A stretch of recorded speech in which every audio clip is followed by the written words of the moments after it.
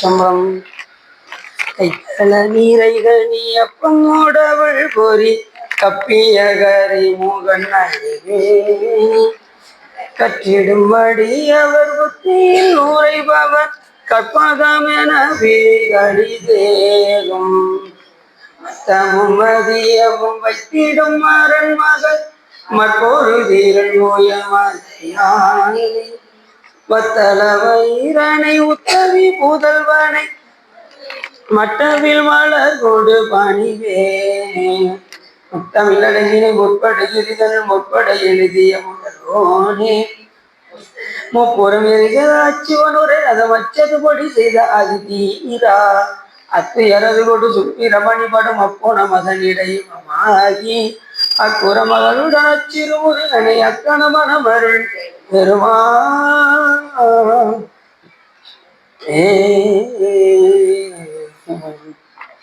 எந்தாய் எனக்கருடந்தையும் நீ சிந்தா குலமானவை தீர்த்தனையாள் கந்தா கதிவேலவனே உமையாள் மைந்தா குமரா மறைநாயகனே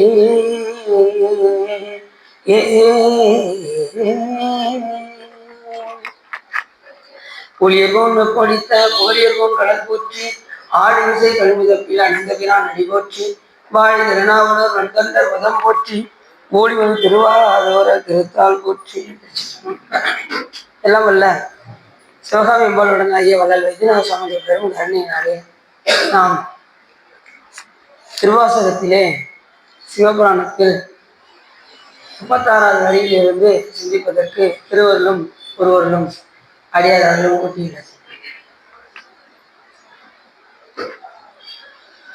மாணிக்கவாசக பெருமான் சிவபெருமானால் ஆட்கொள்ளப்பட்டு பல தலங்களுக்கெல்லாம் சென்று வழிபாடு செய்து கொண்டிருக்கும் போது இந்த குயில் பத்தியும் பாடுறார். தேன்பல சோலை பயிலும் சிறு குயிலே இது கேள்வி வான்வழி திம்மன் புகுந்து மனிதரை ஆட்கொண்டவர்கள் அப்படிங்கிற வானத்தில் உள்ளவரெல்லாம் பழித்து விட்டு இந்த மண்ணுலகத்தில் வந்து இந்த மக்களை எல்லாம் ஆட்கொள்ள வேண்டும் என்பதற்காக சிவபெருமான் இங்கே நீல் கலல்களை காட்டி இங்கே வருகின்றார். எல்லாருக்கும் எல்லா உயிர்களும் சிவபெருமான் கொண்டுதான். ஆனா தன்னை வழிபடுகின்றவர்களுக்கு தனியா, தன்னை வழிபடாதவர்களுக்கு தனியா. ஏற்கனவே புறத்தாருக்கு சேயோன்கள் பூங்கலங்கள், அதாவது வழிபடாதவர்களுக்கு சற்று தொலைவு வருவார், அவ்வளவுதான். சலவிலன் சங்கரன் சார்ந்தவருக்கு அல்லாத நலவிலன், சார்ந்தவருக்கு நலன், சாராதவருக்கு நலன் இலன். அப்ப நம்ம யாரை சார்ந்திருக்கணும்? சங்கரனை சார்ந்திருக்கணும். அப்படி சலவிலன் சங்கரன் சார்ந்தவர்க்கெல்லாம் நலவிலன் நாள்தோறும் நல்லவான் நலன் குலவிலகாயின் குலத்திற்கு ஏற்பதோ நலமிக கொடுப்பது நமச்சிவாய் என்று சொல்வதற்கிணங்க இந்த பாட்டை சொல்றது. தேன் வளச்சோலை குயிலே குயிலே, நான் உனக்கு ஒரு தூது சொல்றேன், எங்க சிவபெருமான்கிட்ட போய் இதை சொல்லுங்க அப்படின்னு சொல்லி, தேன் வள சோலை பயிலும் சிறு குயிலே இது கேள்வி வான்வழி திம்மன் புகுந்து மனிதரையா கொண்டவர்கள் ஊன்வழி தென் உள்ளம் புகுந்து என் உணர்வது ஆய ஒருத்தன் மான்வழி தாண்டவன் நோக்கி மணாலனை நீ வர போவாய் அப்படின்னு வர்ற. இந்த குயில் பத்திர ஒவ்வொரு இடத்துலையும் பார்த்தீங்கன்னா ஒவ்வொரு நிலையிலையும் கீதம் இனிய குயிலே கேட்டியல் எங்கள் பெருமான் பாதம் 2 வினவில் பாதாளம் 7க்கு அப்பால் சோதி மணிமுடி சொல்லிறந்து நின்ற தொன்மை ஆதி குணம் ஒன்றுமில்லான் அந்த மிலான் வரக்குவாய் அப்படியே பாடிட்டு வந்தவர். இந்த இடத்துல சொல்றாரு, இது ரொம்ப ரொம்ப முக்கியமான பாட்டு. குயில் பத்துல இது ரொம்ப முக்கியமான பாட்டு. முதல் இடத்துல அவனுடைய வியாபாரத்தை சொல்லி அவனுடைய திருவடி வந்து பாதாளம் கீழே இருக்கு அப்படின்னு சொல்லி, அவன் எப்படிப்பட்ட திறத்தை உடையவன் என்றால் அவன் வானவர்களை எல்லாம் பழித்து விட்டு இந்த மண்ணுலகத்தில் வந்து நம்மளை எல்லாம் ஆட்கொண்ட வள்ளல் அப்படின்னார். இந்த இடத்துல சிவபெருமான் எப்படி சொல்றாரு? வள்ளல். வள்ளல்னா யாரை குறிக்கும்? சிவ முருகப்பெருமான் சிவபெருமான் ஒண்ணு தானே, ரெண்டு பேர் வேற வேற. வள்ளல் முருகப்பெருமான், வள்ளி அவர் மனைவி வந்து வள்ளி. அதே மாதிரி சாமி வந்து வள்ளல். அத அப்பர் சாமின்னு சொல்றாரு. அப்பர் சாமி சொல்லும் போது சேக்கலா சாமின்னு சொல்றாரு, அண்ணலே என்னை ஆண்டு கொண்ட அருளிய அமுதே, விண்ணிலே மறைந்தருள் வேத நாயகனே, கண்ணினால் என் திரு கையிலையும் கோலம் காண நன்னி நான் தொடர் நேர்ந்தல் புரி என படித்தான்னு சொல்லும்போது, வள்ளலாரை முன் கண்டனர் வாக்கின் மன்னவனாம் கூட பார்க்க சொல்லுவார். வள்ளல்னா யாரை பிடிக்கும்? சிவபெருமான் தான் வள்ளல். ஏன்னா நமக்கு அள்ளி அள்ளி கொடுத்துட்டே தான் இருக்காரு சாமி. நம்ம தேவைக்கு மேலதான் நம்மளுடைய வாழ்க்கையில நமக்கு கொடுத்துருக்காரு. நம்ம ஒவ்வொரு பிறகு என்னென்ன கேட்டு வச்சிருக்கோம்னு நமக்கு தெரியாது. ஆனா சிவபெருமான் கரெக்டா என்ன செஞ்சிருப்பாரு, பாயிண்டா குறிச்சு வச்சிருப்பாரு. ஓ, இந்த உயிர் இதெல்லாம் கேட்குது, பணக்காரனா இருக்கணும்னு விரும்புது, சரி பணத்தை தான் கொடுத்து பார்ப்போமே அப்படின்னு சிவபெருமான் பணத்தெல்லாம் கொடுப்பாரு. நல்லா வச்சுக்கோங்க, ஒருத்தவங்க ரொம்ப பாவம் செய்யணும்னு வச்சுக்கோங்க, அவங்களுக்கு ரொம்ப பணத்தை கொடுத்துருவாரு சாமி. இவங்க தர்மம் செய்யறாங்களான்னு பார்ப்பாரு. செய்யலன்னு வச்சுக்கோங்க, அடுத்த கோயில என்ன ஆகாதுன்னு சொல்ல முடியும். இப்ப நம்ம திருக்கோயில வெளியில உட்காந்துருக்காங்கல்ல, கோயில பிச்சை எடுத்து உட்காந்துருக்காங்கல்ல, அவங்களாம் யாருன்னு நினைக்கிறீங்க? முற்கோயில கோடீஸ்வரங்க, அத்தனை பேரும் கோடீஸ்வரர். அதாவது பிறருக்கு ஈயாம இறைவன் கொடுத்த செல்வத்தை நல்ல வழியில பயன்படுத்தாம. ஆனா இப்ப வந்து என்ன செய்வாங்க, நான் என்ன பாவம் செஞ்சனோ இங்கே வந்து உட்காந்துருக்கேன்னு சொல்றாங்கல்ல, முற்கோயில கோடீஸ்வரர் இருந்து அதை நல்ல வழியில செலவு பண்ணாம தன் தேவைகளுக்காகவே பயன்படுத்தி இருந்த காரணத்தினால இன்னைக்கு வெளியில உட்கார வேண்டிய சூழ்நிலை. இன்னைக்கு நல்லா இருக்கும், பணம் இருக்கும் போது நல்லா இருக்கும். ஆனா அதை தக்க வழியில செலவிடவில்லை என்றால் நமக்கும் அந்த நிலை தான். அதனால சாமி ஒருத்தருக்கு செல்வத்தை கொடுக்காருன்னா அவங்க வந்து கண்டிப்பாக தர்மம் செய்வார்கள் என்று சாமி என்ன பண்ணுவாரு கேட்டு நம்ம போனோட்டு சொன்னேன். இப்போ ஜெயில் வார்டன்ட்ட கவர்மெண்ட் வந்து கொடுத்த உணை உண்ண உணவு கொடுக்கும். அது கரெக்டாக என்ன செய்யணும், அந்த ஜெயில் உள்ளவங்களுக்கு கைதிகளுக்கு கரெக்டாக கொடுத்து செலுத்தணும். அதெல்லாம் அவன் தன் தேவைகளுக்காக ஒதுக்கணும் அப்படின்னா கவர்மெண்ட் அவனை சும்மா விடுமா? விட. இதே போலதான் சுவாமி ஒருத்தருக்கு செல்வத்தை கொடுக்காரு அப்படின்னா அவர்கள் கர்வம் செய்வார்கள் என்று கொடுப்பாரு. கொடுக்கலைன்னா அதுக்கு இந்த மாதிரி பிறவிகள் நமக்கு வந்து கொண்டே. அதுலேயும் நொய்யில் பிளவையானும் பகிர்மீன்கள்ங்கிறாரு அருமையினார். அது தர்மம் வந்து தக்க நேரத்தில் நமக்கு வந்து என்ன செய்யும், அதை தலையவே காக்கும். முடிந்த அளவுக்கு என்ன செய்யணும், அது சிவபுண்ணியமா ஆகணும். உங்க செல்வத்தெல்லாம் பொருளை எல்லாம் அருளாக மாற்ற வேண்டும். அப்படிதான் மாணிக்கவாசகரும் மாற்றினாரு. பொருளை கொண்டு போனாரு, அத்தனையும் அருளா மாத்திட்டாரு. சிவபெருமான் திருவடியில கொண்டு போய் வச்சுட்டாரு. குதிரை வாங்க வேண்டிய பணத்தை எல்லாம் சிவபெருமான் திருவடியில கொண்டு போய் வச்சாரு. சாமி பார்த்தாரு, அதை 3 பகுதியா பிரிச்சிட்டாரு. ஒண்ணு வறியவர்களுக்கு ஒரு பங்கம், இன்னொன்று வந்து அடியாருடைய தலைமை அடியாரை கூப்பிட்டு அவருக்கு ஒரு பங்கம், கோயில் கட்டுவதற்கு ஒரு பங்கம், 3 பகுதியாக பிரித்தார். இப்ப நாம அப்படிதான் செய்யணும். சிவன் கோயில் எது யாரு கட்டினாங்கன்னா அவங்களுக்கு கொடுக்கணும், அடியார்களுக்கு வேண்டுமென கொடுக்கணும், மனம் ஓது கொடுக்கணும். அதுதான் ரொம்ப முக்கியம். கொடுக்கும்போதே துண்டு வேற வாங்கி கொடுக்க வேண்டி இருக்கு அப்படின்னு சொல்லி கொடுக்கக்கூடாது. ஐயோ, அடியாருக்கு ரொம்ப பெரும் பாக்கியம், யாரு கிடைக்கும் இந்த பாக்கியம், நமக்கு கிடைச்சிருக்கு அப்படின்னு சொல்லி அதை ஓந்து கொடுக்கும். மனம் ஓந்து தர்மம் செய்யும், அப்படிதான் நல்லா இருக்கும். பணம் ஓக்கலையில எப்படி இருக்கும். ஆனா அடியார்களும் அப்படிதான் இருக்காங்க. தேடிய மாடு வீடு செல்வமும் தில்லை மன்றுகள் ஆடிய பெருமான அன்பருக்கே ஆவண ஆகும் என்று நாடிய மனத்தினோடு நாயன்மார் அணைந்த போது கூடிய மகிழ்ச்சி பொங்க குறைவர கொடுத்து வந்து தான் சேர்த்து வைத்த செல்வத்தையும் முன்னோர்கள் சேர்த்து வைத்த செல்வத்தையும் யாருக்கு செலவிட்டாங்க, அடியார்களுக்காக செலவிட்டாங்க. அப்படி மாணிக்கவாசகர் பெருமானும் அந்த பணத்தை எல்லாம் பயன்படுத்தினார். அப்படி இந்த பாட்டை சொல்லும்போது, தேன்பல சோலை பயிரும் உயிரே, நான் ஒண்ணு சொல்றேன், நீ நல்லா கேளு. எங்க சிவபெருமான்கிட்ட போய் நீ ஒண்ணு சொல்லு. அவர் எப்படிப்பட்டவர்னா, அவர் எந்த தன்மையை உடையவர்னா, அந்த வானவர்களையெல்லாம் பழித்து விட்டு இந்த மண்ணுலகத்துக்கு வந்து இந்த மனிதர்களை ஆட்கொண்ட வள்ளல் அவரு அப்படின்னு குயில்கிட்ட சொல்றாரு. உண்மையிலே அவர் வள்ளல் தானே. நமக்கு தன்மை சரண புவன போகங்களை எல்லாம் கொடுத்து நம்ம இந்த பூமியில உழல செய்யறாருன்னா, அணுவிக்க பொருள் இல்லைன்னு வச்சுக்கோங்க, இந்த பூமியில வாழ முடியுமா? அணுவு பொருள் இல்லைன்னா வாழ முடியாது. இந்த உலகத்துல வசிக்கிறதுக்கு இடம்லாம் நான் வாழ முடியாது. நம்ம நினைக்கிறோம் 2 சென்ட் இது ஏன் இடம், புரியுது அவங்களுக்கு அப்படிங்கிறோம். யார் இடத்த? சிவபெருமான் இடத்தையே பட்டா போட்டு இருக்கிற ஒரே ஆளு நம்ம தான். ஏன் இடங்க 3 சென்ட் ஏன் இடங்க அப்படி பட்டா போட்டு எல்லாம் செஞ்சு சாமி பார்ப்பாரு. எது போல பார்ப்பாருன்னா, ஒருத்தவங்க புதுசை வீடு கட்டி உள்ள போறாங்கன்னு வச்சுக்கோங்க, அங்க பள்ளி ஓடிக்கிட்டு இருக்கும், கரப்பாம்பூச்சி போய்கிட்டு இருக்கும். இவங்க என்ன போய் அடிச்சுக்கிட்டா இருப்பாங்க? சொல்லுவாங்களா சொல்ல மாட்டாங்க? அது வாட்டி இருந்தா இருந்துட்டு போகுது, பள்ளி தானே. அது மாதிரி நம்ம ஆளாளுக்கு அடிச்சு பிடிச்சி இடத்த வாங்கி பட்டாவை போட்டு ஏன் ஓடன்னு போட்டுவாங்க. எத்தனை நாளா சொல்லுவீங்க, நீ உயிரோடு இருக்கிற வரைக்கும் சொல்லுவேன் போய் சொல்லணும் அப்படின்ட்டு சிவன். எவ்வளவு நாள் சொல்லணும்னு சொல்லிக்க, நீ இருக்கிற வரைக்கும் சொல்லுவேன். அதுக்கப்புறம் அவன் பிள்ளை சொல்லும், அது பிள்ளையும் ஒழுங்கான பிள்ளையா இருந்தா தான் சொல்லும். அப்படின்னு தெரிஞ்சு எங்க கடைக்கு பக்கத்துல வச்சிருக்கு 3 காம்பவுண்ட் வளைக்காங்க. எத்தனை காம்பவுண்டு? 3 காம்பவுண்ட் வளைக்கணும். செல்வம் நான் செல்வம் கொட்டி கிடக்கு. ஆனா பிள்ளை அத்தனையும் அடிச்சு இன்னைக்கு 20 கோடி ரூபாய் கடல்ல இருக்காங்க. யோசிச்சு பாருங்க எப்படி இருக்கும். செல்வம் என்னும் அல்லலில் பிழைக்கும்னாரு மாணிக்கவாசகர். அதனால இருக்கும் போதே என்ன செய்யணும், அடியார்களுக்கு வறியவர்களுக்கும் தானமும் தர்மமும் செய்ய வேண்டும். தானம் என்பது உயர்ந்தவர்களுக்கு செய்வது, தர்மம் என்பது வறியவர்களுக்கு செய்வது. கேட்டு வராங்கல்ல, அது வறியவர். நீங்க உயர்ந்து கொடுக்குறீங்களா, அடியார்களுக்கு வஸ்திர தானம் இந்த மாதிரி தானம் பண்றீங்களா, அதெல்லாம் உயர்ந்தவர்களுக்கு செய்வது பேர் தானம் என்று. அந்த தானமும் அடியார்களுக்கு செஞ்சா ரொம்ப ரொம்ப சிறப்பு. எப்படிப்பட்ட அடியார்களுக்குனாரு, சிவஞான செயல் உடையோர் கையில் தானம். சிவ கைங்கரியம் செய்கின்றவர்கள், திருக்கோயிலுக்கு செய்கின்றவர்கள், உழவார பணி செய்கின்றவர்கள், திருமுறை பாடுகின்றவர்களுக்கு செஞ்சா, சிவ கைங்கரியம் செய்கிறவர்களுக்கு நாம் செய்தால் அது என்ன ஆகுமா, நிலமலை போல வளர்ந்து. அந்த தானம் எப்படி ஆயிருமா, நீ சிறிதளவு கொடுத்தாலே அது நிலமலை போல வளர்ந்து பவமாய கடலில் அழுந்தாத வகை எடுத்து. பவம் என்பது பிறப்பு, பிறப்பில் அழுத்தாத வகை எடுத்து பாசத்தை அறுக்க தவலோகம் ஒன்றில் சார பண்ணி சரிய கிரிய யோகம் தண்ணில் சாராமல் நவமாகும் தத்துவ ஞானத்தை நல்கி நாதனடி கமலங்கள் அணிவிக்கும் தானே அப்படின்னு சிவஞான சித்தியார் என்கின்ற நூல் நமக்கு சொல்லுது.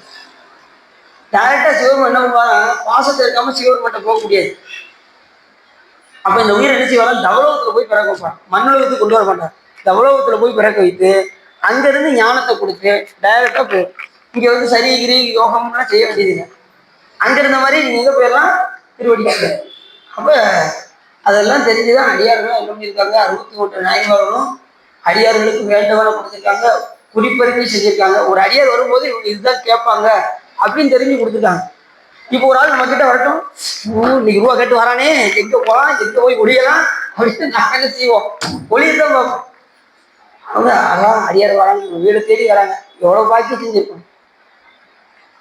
நன்று உமது வரவு நங்கள் தவம் அப்படின்னு அடியார்கள் எப்படி சொல்லுவாங்க, நன்று உமது வரவு நங்கள் தவம். வரவு எதிர்நோக்கி இருப்பாங்க. இன்னைக்கு நம்ம வீட்டுக்கு அடியார்கள்லாம் வரமாட்டாங்களா அப்படின்னு ஏங்குவாங்க. இந்த காலத்துல எப்படி நீங்க பார்த்துக்கணும், முடிஞ்ச அளவுக்கு அவங்க வீட்டுல அடியார்கள் பாதம் பட்டுக்கிட்டே இருக்கணும்னு.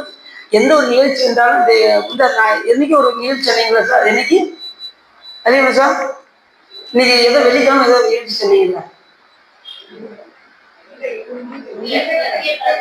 என்னைக்கு 25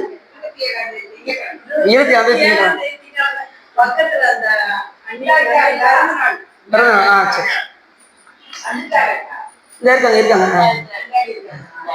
இது மாதிரி நிகழ்ச்சி வச்சு ஒரு பிறந்த நாள் இந்த மாதிரி எல்லாம் நிகழ்ச்சி வச்சு அடியார்களை வரவழைத்து இந்த மாதிரி என்ன செய்யணும், தானங்கள் செஞ்சுக்கிட்டே இருக்கும். அதையும் இந்த வஸ்திர தானம் செய்றீங்கன்னு வச்சுக்கோங்க, ஒரு ஜாக்கெட் துணி இந்த மாதிரி வாங்கி கொடுத்தீங்கன்னு வச்சுக்கோங்க, அடியார்களுக்கு ஒரு துண்டு வாங்கி கொடுத்தீங்கன்னு வச்சுக்கோங்க, ஒரு அதுல எத்தனை நூல் இருக்கும், ஒரு நூலுக்கு 1 கோடி வருஷம் சிவலோகத்துல இருப்பாங்க. 1 கோடி வருஷம் அதுல எத்தனை நூல் இருக்கு நீங்களே பாருங்க. அதெல்லாம் ரொம்ப சிறப்பு. முடிஞ்ச அளவுக்கு என்ன செய்யணும், இந்த மாதிரி தான தர்மங்கள்லாம் செய்ய வேண்டும். தேன்பல சோலை பயிலும் சிறு குயிலை நீ வான்படி திம்மன் புகுந்து மனிதரையா கொண்டவள் ஊன்படி துள்ளம் புகுந்து. இந்த ஊனாய உடலை வெறுத்து என் உள்ளத்தையே பதிந்த பெருமான் நீங்க சிவபெருமான். உள்ளம் என் உணர்வு அது ஆய ஒருத்தன் உள்ளத்துல புகுந்து எனக்கு உணர்வை ஏற்படுத்திய ஒருவன் இருந்தார். ஏன்னா அவன் ஒருவன் என்னும் ஒருவன் காணும். கடவுள் எத்தனை பேரு, 1000 பேர் 10,000 பேர்லாம் கிடையாது, ஒருவனே தான். அதான் ஒருத்தன் அப்படின்னு இருந்தாங்க. இப்ப சிவசக்தி அம்மை அப்பா 2 பேரும் சேர்ந்து சொல்லிருக்கலாம். அப்படி சொல்ல சிவசக்தியுமே யாருதான், ஒரு ஆளு தான். இப்ப ஒரு தாள் எடுத்து உங்ககிட்ட காமிக்க, தாள் எத்தனை சொல்லுவீங்க, ஒரு தாள் எடுத்து உங்ககிட்ட காமிச்சா எத்தனை தாள் சொல்லுவீங்க, ஒரு தாள் சொல்லுவீங்க. பக்கம் எத்தனை இருக்கு, ஒரு தாள்ல 2 பக்கம் இருக்கு. ஒருத்தர் ரெண்டு பக்கம் இருக்கா, ஒரு பக்கம் இருக்கா? கால் ஒண்ணுதான், பக்கம் ரெண்டு. அதே போல கடவுள் ஒண்ணுதான், இயல்பு எப்படி இருக்காரு? ஈர் இயல்பாக. ஒரு ரூபாயினை மானாங்காலத்து ஈர் இயல்பாய் ஒரு மின்முதல் பூசணம். சிவருமானுடைய கருணையை நாம் என்ன சொல்றோம்? சக்தின்னு சொல்றோம். அவ்வளவுதான். சிவருமானுடைய கருணையை நினைப்பது சிவம், முடிப்பது சக்தி. இப்ப நீங்க வீட்டுல இருந்து கிளம்புவீங்க, இன்னைக்கு சரவண சிவா இன்னைக்கு சொற்பொழிவு பண்றாரு, எதுக்கு இப்படி நடந்து போயிட்டு தான் வருவோமே அப்படின்ட்டு வீட்டுல இருந்து கிளம்பி வரீங்கன்னு வச்சுக்கோங்க. நடந்து வருவீங்கல்ல, காலையில நடந்து வருவீங்கல்ல, நடந்து வரீங்களா? உங்க காலையில தான் நடந்து வரீங்க. நினைப்பது யார் நினைச்சா? நீங்க தான் நினைச்சீங்க. நடந்து யார் வந்தா? நீங்க தான் வந்தீங்க. அப்ப நினைச்சாலும் வேற, நடந்து வராது வரையா இல்ல, ஒரே ஆள் தானே. அதே போல நினைப்பது சிவம், திருவடியை தான் நம்ம சக்தி என்று அழைக்கின்றோம். புரிஞ்சிச்சா? இப்பதான் சிவா எங்களுக்கு கொஞ்சம் புரியுற மாதிரி தெரியுது அப்படின்னு. சரி, அப்படி ஊன்பளித்து என் உள்ளம் புகுந்து என் உணர்வு அது ஆய ஒரு மான்பளித்து ஆண்ட மின் நோக்கி மணாளனை நீ வர கூவாய். எங்கள் பெருமான அந்த உமையமைக்கே கணவனாக விளங்கக்கூடிய, நித்த மணாளராக விளங்கக்கூடிய எங்கள் சிவபெருமானிடம் போய் நீ கூவாயாக என்று மாணிக்கவாசக பெருமான் சொல்றார். சாமி வந்ததான் நித்த மணாளர். நாம நித்த மணாளர் சொல்ல முடியுமா? 25, 30 தாண்டிட்டு வச்சுக்கோங்க, யாரும் அப்படி சொல்ல முடியாது. 40 வயசுல அப்படி சொல்ல முடியுமா? நினைச்சோம். 50 வயசுல சொல்ல முடியுமா? முதுமையாயிரும். 60 வயசுல சொல்ல முடியுமா? பல்லு விழுந்துரும். 70 வயசுல சொல்ல முடியுமா? காது கேட்காது. 80 வயசுல சொல்ல முடியுமா? கூணு விழுந்துரும். இப்படி ஒன்று ஒன்றா வேலை செய்யும். ஒவ்வொரு 10 வருஷத்துலையும் ஒவ்வொரு வேலையை செஞ்சுக்கிட்டே இருக்கும். நீ அதை பத்தி கவலையே பட வேண்டாம். நம்மளுடைய எண்ணம் மட்டும் சிவபெருமானிடம் இருந்தால் நீங்க எதை பத்தி கவலையே பட வேண்டாம். என்னைக்காலும் ஒரு நாள் உயிர் போகத்தான் போகுது. நம்ம இறப்பை கண்டு பயப்படக்கூடாது. ஏன்னு கேட்குறீங்களா? ஏன் இறப்பை கண்டு பயப்படக்கூடாது? ஏற்கனவே நம்ம இறந்து தான் வந்திருக்கோம். பல்வேறு பிறவிகளை இறந்துதான் வந்திருக்கோம். அதனால இறப்பை கண்டு நமக்கு பயம் கிடையாது. இருக்கும்போது நாம செய்ய வேண்டிய வேலையை செய்து வச்சாங்க, அதுக்கு தான் நம்ம வந்திருக்கோம்.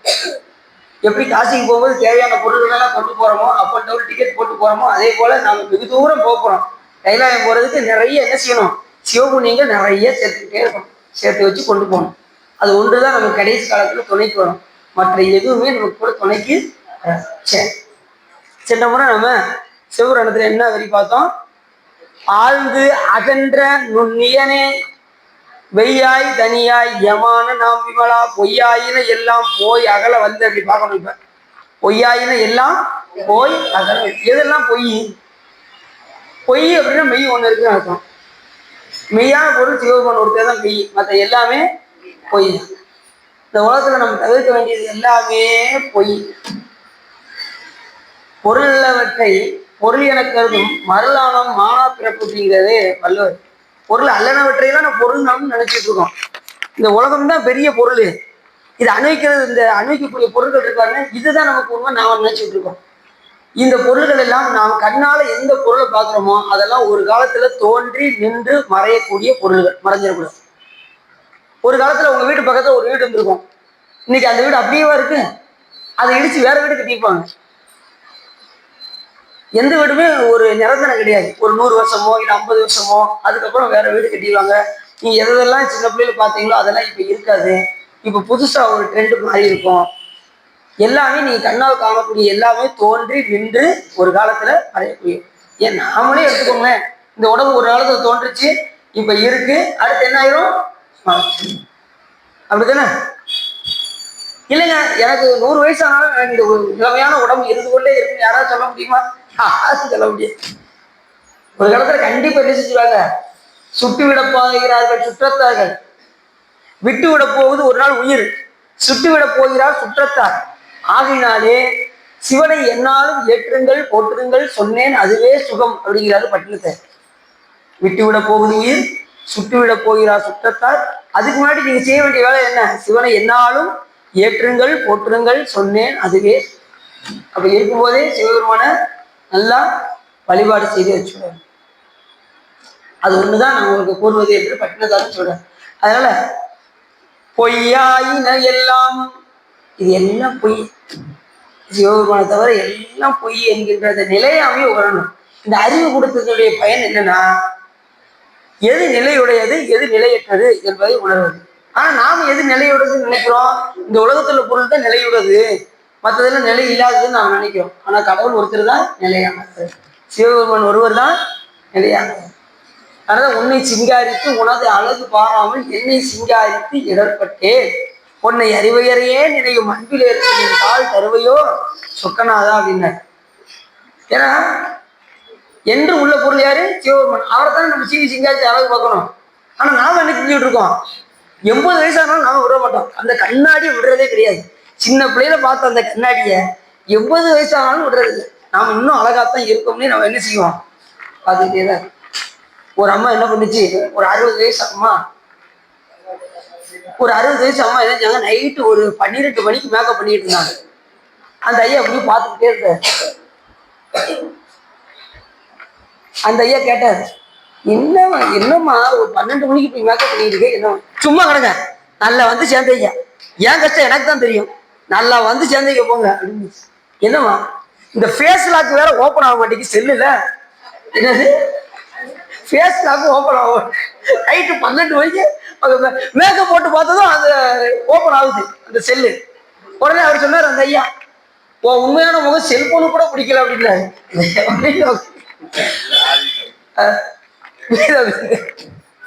அப்படியே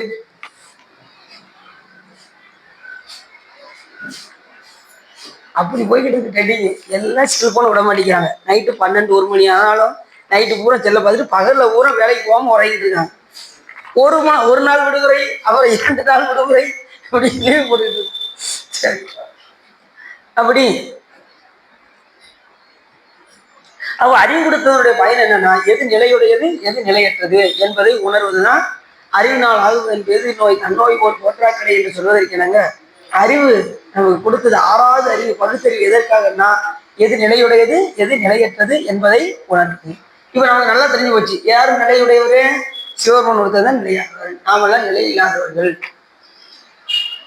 ஒரு காலத்துல நம்ம என்ன செய்ய போறோம், ஒரு நாள் இந்தியா இடத்தை விட்டு காலி பண்ணத்தான் போறோம். அதுக்கு முன்னாடி நாம செய்ய வேண்டிய வேலையெல்லாம் செய்து வைக்க வேண்டும் என்று உணர்ந்து, மனமே ஆசையராய் ஆசம் விடாய் ஆன சிவபூசை பண்ணாய் திருமுறைகள் ஓதாய் நேசமுடன் 5 எழுத்தை நீ நினையாய், இதெல்லாம் விட்டு மனமே உனக்கு என்ன வாய் அப்படின்னு, இவ்வளவு வேலை இருக்கு உனக்கு, இதெல்லாம் விட்டு நீ என்ன செய்யற, இந்திய தொலைக்காட்சிகள் முதல் வாரம் அங்கே போய் உட்காந்துருக்க நீ அப்படின்னு.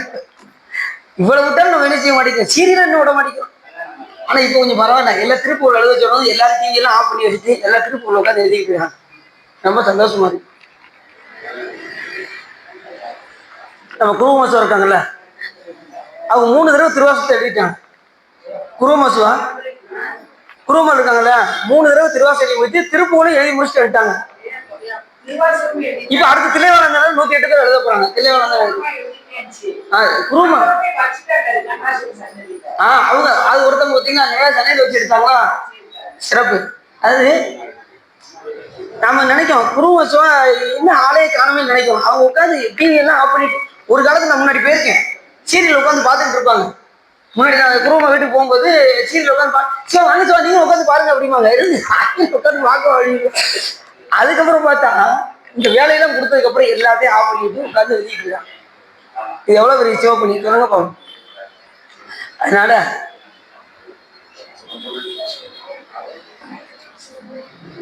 இருக்கும்போது நாம சிவப்பணிகள் செய்து வைத்துக் கொண்டே, எது நிலையுடையது நிலையற்றது என்பதை வந்து நிலையான பொருள்னு தெரிஞ்சு போச்சு. சிவபெருமான் தான் முழு முதல் பொருள் தெரிஞ்சிருச்சு. அப்ப நீங்க நாம என்ன செய்யறோம், கற்றல் கேட்டல் சிந்தித்தல் தெளிதல் நிட்டைக்குள் கற்கணும். கற்க முடியலையா, விஷயத்தை கேட்கணும். கற்றலில் கேட்டல் நன்றுட்டாங்க. நான் ஒரு 5 மணி நேரம் படிக்கணும்னு சொல்லுவேன், நீ 1 மணி நேரத்துல என்ன செய்வீங்க, அந்த விஷயத்தை கேட்டுருவீங்க, அது உள்வாங்கி வச்சுக்குவீங்க.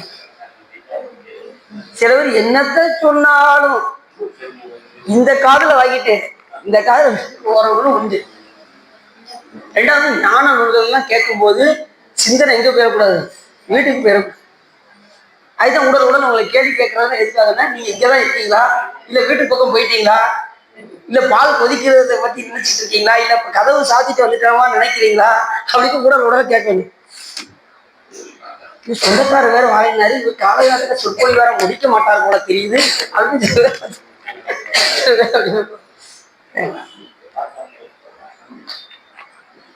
அதனால நிலையான பொருள் சிவபெருமான் தெரிஞ்சதுக்கு அப்புறம் நாம அதன் வழி நடக்க ஆரம்பிச்சோம். எத்தனையோ பேர் கடவுள் கொள்கையெல்லாம் எடுத்து சொல்லுவாங்க. நீங்க எத்தனையோ பேர் நண்பர்கள் எல்லாம் கேட்டிருப்பீங்க. ஆனா உங்களுக்கு எது செயல்படும்? சிவபெருமான் மாதிரி ஒரு முழுவத பொருள் யாரையும் பார்க்க முடியாது. மற்றவர்களாம் இறைவன் தூதராக தான் இருந்திருக்காங்க. ஏசுநாதர் என்னைக்காவது நான் கடவுள்னு சொல்லியிருக்காரா? அவர் இறைவனின் தூதர் தான் சொல்லியிருக்காரு. அவர் கடவுள் இன்னைக்கும் சொன்னதே கிடையாது. என்ன அது மாதிரி நபிகள் நாயகம் அப்படிருக்காங்க. இப்படி எல்லா பேருமே இறைவன் தூதராக தான் இருந்திருக்காங்க ஒழிய யாருமே கடவுள்னு சொன்னதில்லை. அதனால கடவுள் கொள்கை அப்படின்னா அது சிவபெருமானுடைய கொள்கை மட்டுமே. தென்னாடுடைய சிவனை போற்றி எந்நாட்டவருக்கும். அப்ப எல்லா நாட்டுக்கும் கடவுள் பேர் என்ன பேரு? இறைவன். நம்ம தமிழ்நாட்டுக்கு கடவுள் பேர் என்ன பேரு? சிவன். தென்னாடு தமிழ்நாடு தான் தென்னாடு. அதுலேயும் குறிப்பா பாண்டிய நாடு தென்னாடு. அப்ப சிவபெருமான் தான் தெரிஞ்சு போச்சு. இந்த சைவ சமயம் என்ன சொல்லுது? அவரால் தோற்றுவிக்கப்பட்ட சமயம் சைவ சமயம். சைவ சமயமே சமயம் சமய அதீத பழம்பொருளை கைவந்திடவே குன்றல் வெளி காட்டும் இந்த கருத்தை விட்டு பொய் வந்துள்ள சமய நெறி புகுத வேண்டாம் முக்தி தரும் தெய்வ சபையை காண்பதற்கு சேரவாரும் ஜெகத்தீரே என்று தாய்மான சுவாமிகள் சொல்வதற்காங்க அந்த சைவ சமயத்தை நம்ம கடைபிடிக்க ஆரம்பிச்சோம். சரி, இங்கே சாதாரணமா வந்துட முடியுமா அப்படின்னாலும் உடனே வர முடியாது. இப்ப நீங்க சிவபெருமான் வந்துட்டீங்களா, இதே நீங்க எத்தனை பிறவி தவம் செஞ்சிருக்கீங்க? புறச்சவை நின்றும் அகச்சவை புக்கும் புகழ் விருதி வழி உழன்றும் ஆச்சிரம் அறத்துறவைகள் அவை அடைந்தும் அருங்கலைகள் பல கற்றும் அரும் தவங்கள் பல புரிந்தும் ஆரணங்கள் படித்தும் சிறப்புடைய புராணங்களை உணர்ந்தும் வேத சிறப்புகளை மிகவும் தெரிந்து சென்றால் ஒருவர் சைவத்திறத்தை அடைவர். பல்வேறு பிறவில ஒரு கடவுளே இல்லைங்கிற சமயத்துல இருந்து அப்புறம் ஓரளவுக்கு ஒத்துக்கிட்டு வந்து அப்புறம் அந்த சமயத்துல இருந்து தத்தம் சமயம் அறுவகை சமயத்திலிருந்து புறச்சமயம் அகச்சமயம் அகப்புற சமயம் புறப்புற சமயத்திலாம் இருந்து அதுக்கப்புறம் தெரிஞ்சு வந்து அரும் கலைகள் பல கற்று அரும் தவங்கள் பல புரிந்து ஆரணங்களை படித்து அதுக்கெல்லாம் தலைவரெல்லாம் ஆகி அந்த சமயம் உண்மை சமயம் உள்ள வெளியில வந்து புராணங்களை படிச்சு அதுல எல்லாம் தெளிவு இல்லாம கடைசியா எங்க வருவாங்க? இந்த சைவ சமயத்துக்கு உள்ள வந்து சிவபெருமான் முழுவதும் பொருள் என்று வந்ததுக்கு அப்புறம் இனி நாம என்ன செய்ய வேண்டும் என்றால் சரியை கிரியை யோகம் ஞானம் என்பதை பயின்று நாம் முக்தி அடைவதற்கான வாய்ப்பை நாம் தேடிக்கொள்ள வேண்டும். சரியா கிரியா யோகம் பெற்று ஞானத்தினால் சிவனடியை சேர்க்க கடைசி எங்க வரணும்? இப்ப நீங்க கேட்குறீங்கல்ல, இது வந்து ஞானத்தில் சரியின் பேரு. சிவபெருமானை பற்றி கேட்பதெல்லாம் என்ன பேரு? ஞானத்தில் சரியை, ஞானத்தில் கிரியை, ஞானத்தில் யோகம், ஞானத்தில் ஞானம். ஞானத்தில் ஞான நிலையில் இருந்தவர்கள் மாணிக்கவாசகர். இது அவங்களுக்கு பொய்யாயின எல்லாம் எல்லாம் இந்த இடத்துல ஒரு வார்த்தை என்ன போட்டாரு? எல்லாம் எதுவுமே இருக்கக்கூடாது. பொய்யானது எதுவுமே வேண்டாம். எல்லாம் போய் அகலன்ட்டு போயிடணும் நம்மளை விட்டு. எதுவுமே பொய்யே நம்ம கிட்டே இருக்கக்கூடாது. சிலபத்துக்கு சாதாரணமாவே பொய் சொல்ல ஆரம்பிச்சிடறாங்க. காலையில சொல்ற பொய் இரவு வரைக்கும் விடுறது கிடையாது. சர்வ நமக்கே தெரியும் அவர் பொய் சொல்றது முகமே காட்டி கொடுக்கும். அவர் சொல்லும் போது ஆமா நான் ஊர்ல இருந்து நேற்று தான் வந்தேன், அவர் அப்பதான் வந்திருப்பாரு, நான் நேத்தே வந்துட்டேன் அப்படிங்கிறாரு. முகமே காட்டி கொடுக்கும். அதனால பொய் என்ன செய்யக்கூடாது? பொய் சொன்னாலும் இறைவன் திருவடியை அடைவதற்கு என்ன தடை? ஒரே ஒரு பொய் தான் சொன்னார். யார் தெரியுமா உங்களுக்கு? பாமன் சாமியில் ஒரு பொய் சொன்னார். நான் பழனிக்கு போவேன் அப்படின்னு போயிட்டு வந்துட்டேன்னாரு. அந்த ஒரு பொய் கடைசி வரைக்கும் அவர் பழனி போகவே இல்லை. ஒரு பொய். நம்ம எத்தனை பொய் சொல்றோம் யோசிச்சு பார்த்துக்கோங்க. அதனால பொய்யே என்ன செய்யணும்? குடும்ப அளவுக்கு வாய்வு என்பது என்ன அப்படின்னா யாதொன்றும் தீமை இல்லாத சொல். யாருக்கும் நம்ம தீங்கு வைக்கக்கூடிய சொல்லக்கூடாது. அதுதான் நமக்கு உண்மையான வாய்வு.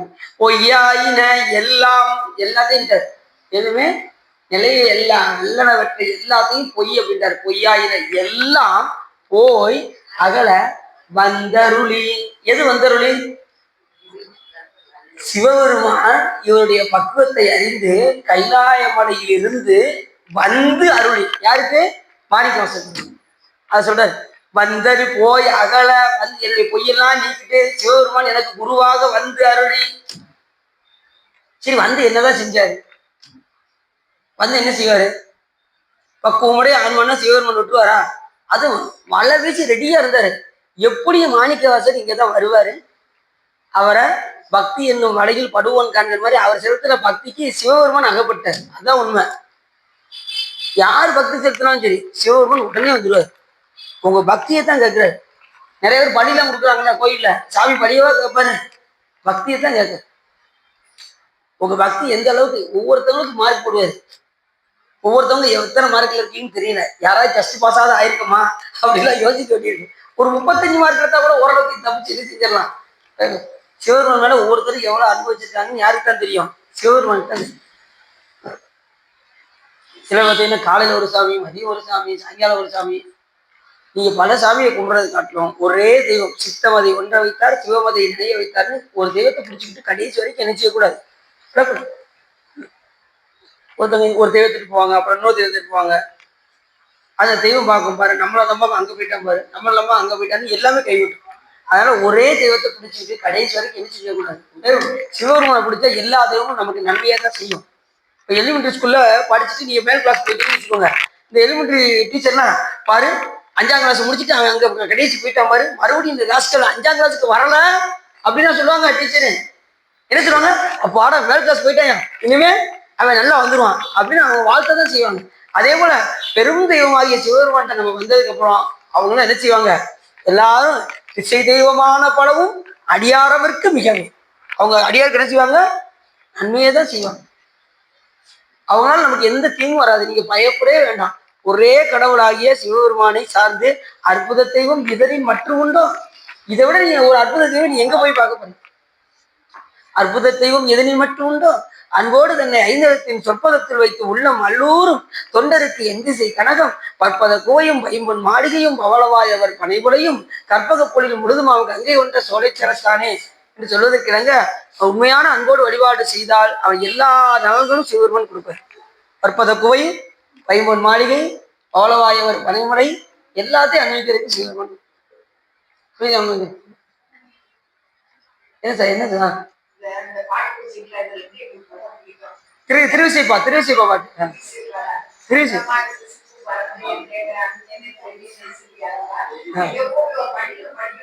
அப்படியா? அருமையான பாட்டு.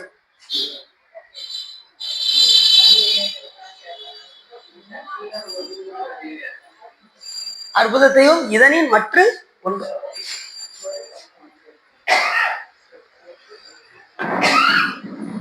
தேவாதி தேவரெல்லாம் தேடி நின்று அதற்கு தேடி நின்று நாவார்ந்த மறைபாடி நட்டமாடி நான்முகனும் இந்திரனும் மாடும் போற்ற நின்ற பெருமான் சிவபெருமான். நமக்கு அப்பேற்பட்ட கருணைமா கடல் சிவபெருமான். பொய்யாயின எல்லாம் போய் அகல வந்தருளி. சாமி இப்படி நீல் கலரை காட்டி மண்ணுலகத்துக்கு வர யார? மாணிக்கவாச பெருமானுடைய அந்த பக்திக்கு இறங்கி அவர் குருவை தேடுறார். மாணிக்கவாச பெருமான் அவருக்கு என்ன வேணும்? அவருக்கு செல்வம் வேணும். வேணும்னு சொல்லலை. ஏன்னா மந்திரியா இருக்காரு, அவர் எல்லாத்தையும் அதெல்லாம் பார்த்துருப்பாரு. அவருக்கு இப்ப என்ன ஞான வேட்கை இருந்தது. அதனால சிவபெருமான் அவரை பார்ப்பதற்காக எங்க வந்தாரு? விண்ணுலகத்திலிருந்து மண்ணுலகத்துக்கு வந்து எப்படி வந்தாரு? குருவாக வந்தார். இப்போ வந்துட்டோம்னு வச்சுக்கோங்க, இந்த மண்ணுலகத்துக்கு வந்தாச்சுன்னா கண்டிப்பா எல்லாம் என்ன செய்யணும்? தீட்சை கட்டாயமா எடுக்கணும். தீட்சை செய்யாம முக்தி கிடையாதுன்னு சிவபெருமானே எழுதி வச்சிருக்காரு. அடியாருக்கு எளியன் சிற்றம்பளவன் கொற்றம் கொடியாருக்கு எழுதிய கைச்சீட்டு வரும் பெற்றான் சாப்பானுக்கு படியின் விசை வேதமர தீட்சை செய்து முக்தி கொடுக்க முறை. எழுதுறது யாரு? சிவபெருமான். அப்ப கட்டாயமா எல்லாரும் என்ன செய்யணும்? தீட்சை வாங்கிடணும். நான் அடுத்த வருஷம் வாங்கலாம்னு நினைக்கிறேன் சுவா அப்படின்னு நம்ம நாளைக்கு உயிர் இருக்கான்னு நம்ம சொல்ல முடியாது. உயிர் கேரண்டி கிடையாது. அடுத்த நொடி என்ன நடக்கும் சொல்ல முடியாது. புரியுது உங்களுக்கு? அதனால கிடைக்கும் போதே என்ன செஞ்சிடணும்? வாங்கி. இந்த கார்த்திகையில போறீங்களா? எடுத்துருவோம். சிவராத்திரிக்கு போறீங்களா? எடுத்துருவோம். இந்த ராதாசிவ பார்த்தீங்களா? உடனே எடுத்தாங்க பார்த்தீங்களா சிவராத்திரிக்கு? அதே மாதிரி நீங்களும் முடிவு பண்ணுங்க. கார்த்திகையில கண்டிப்பா எல்லாரையும் கூட்டு போய் எடுத்துருவோம். எல்லாம் யோசிக்கிறாங்களா? சிவா காலையில எதிர்த்து இந்த அனுஷ்டானம் பண்றதுதான் சார் எங்களுக்கு கொஞ்சம் கஷ்டமா இருக்கு அப்படின்னு நினைக்காதீங்க. கஷ்டமும் கிடையாது.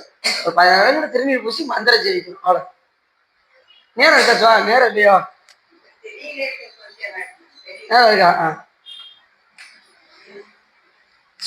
24 நேரம் டயம் இருக்கு. இந்த 24 நேரத்துல இறைவனுக்கு ஒரு அரை மணி நேரம் பயன்படுத்த வேண்டாமா? யோசிச்சு பாருங்க. தீட்சை என்ன ரொம்ப பயப்படலாம் வேண்டாம். அதனால திருநீர் பூசி மந்திரம் ஜெயிக்கும். குருநாதர் சொன்ன மந்திரத்தை ஜெயிக்கணும். நம்ம வாழ்க்கையில எப்படி முன்னேற முடியும் சொல்லுங்க பார்ப்போம். நம்ம எப்படி முன்னேற நம்ம எப்படி இங்க இருந்து கடை தேர முடியும்?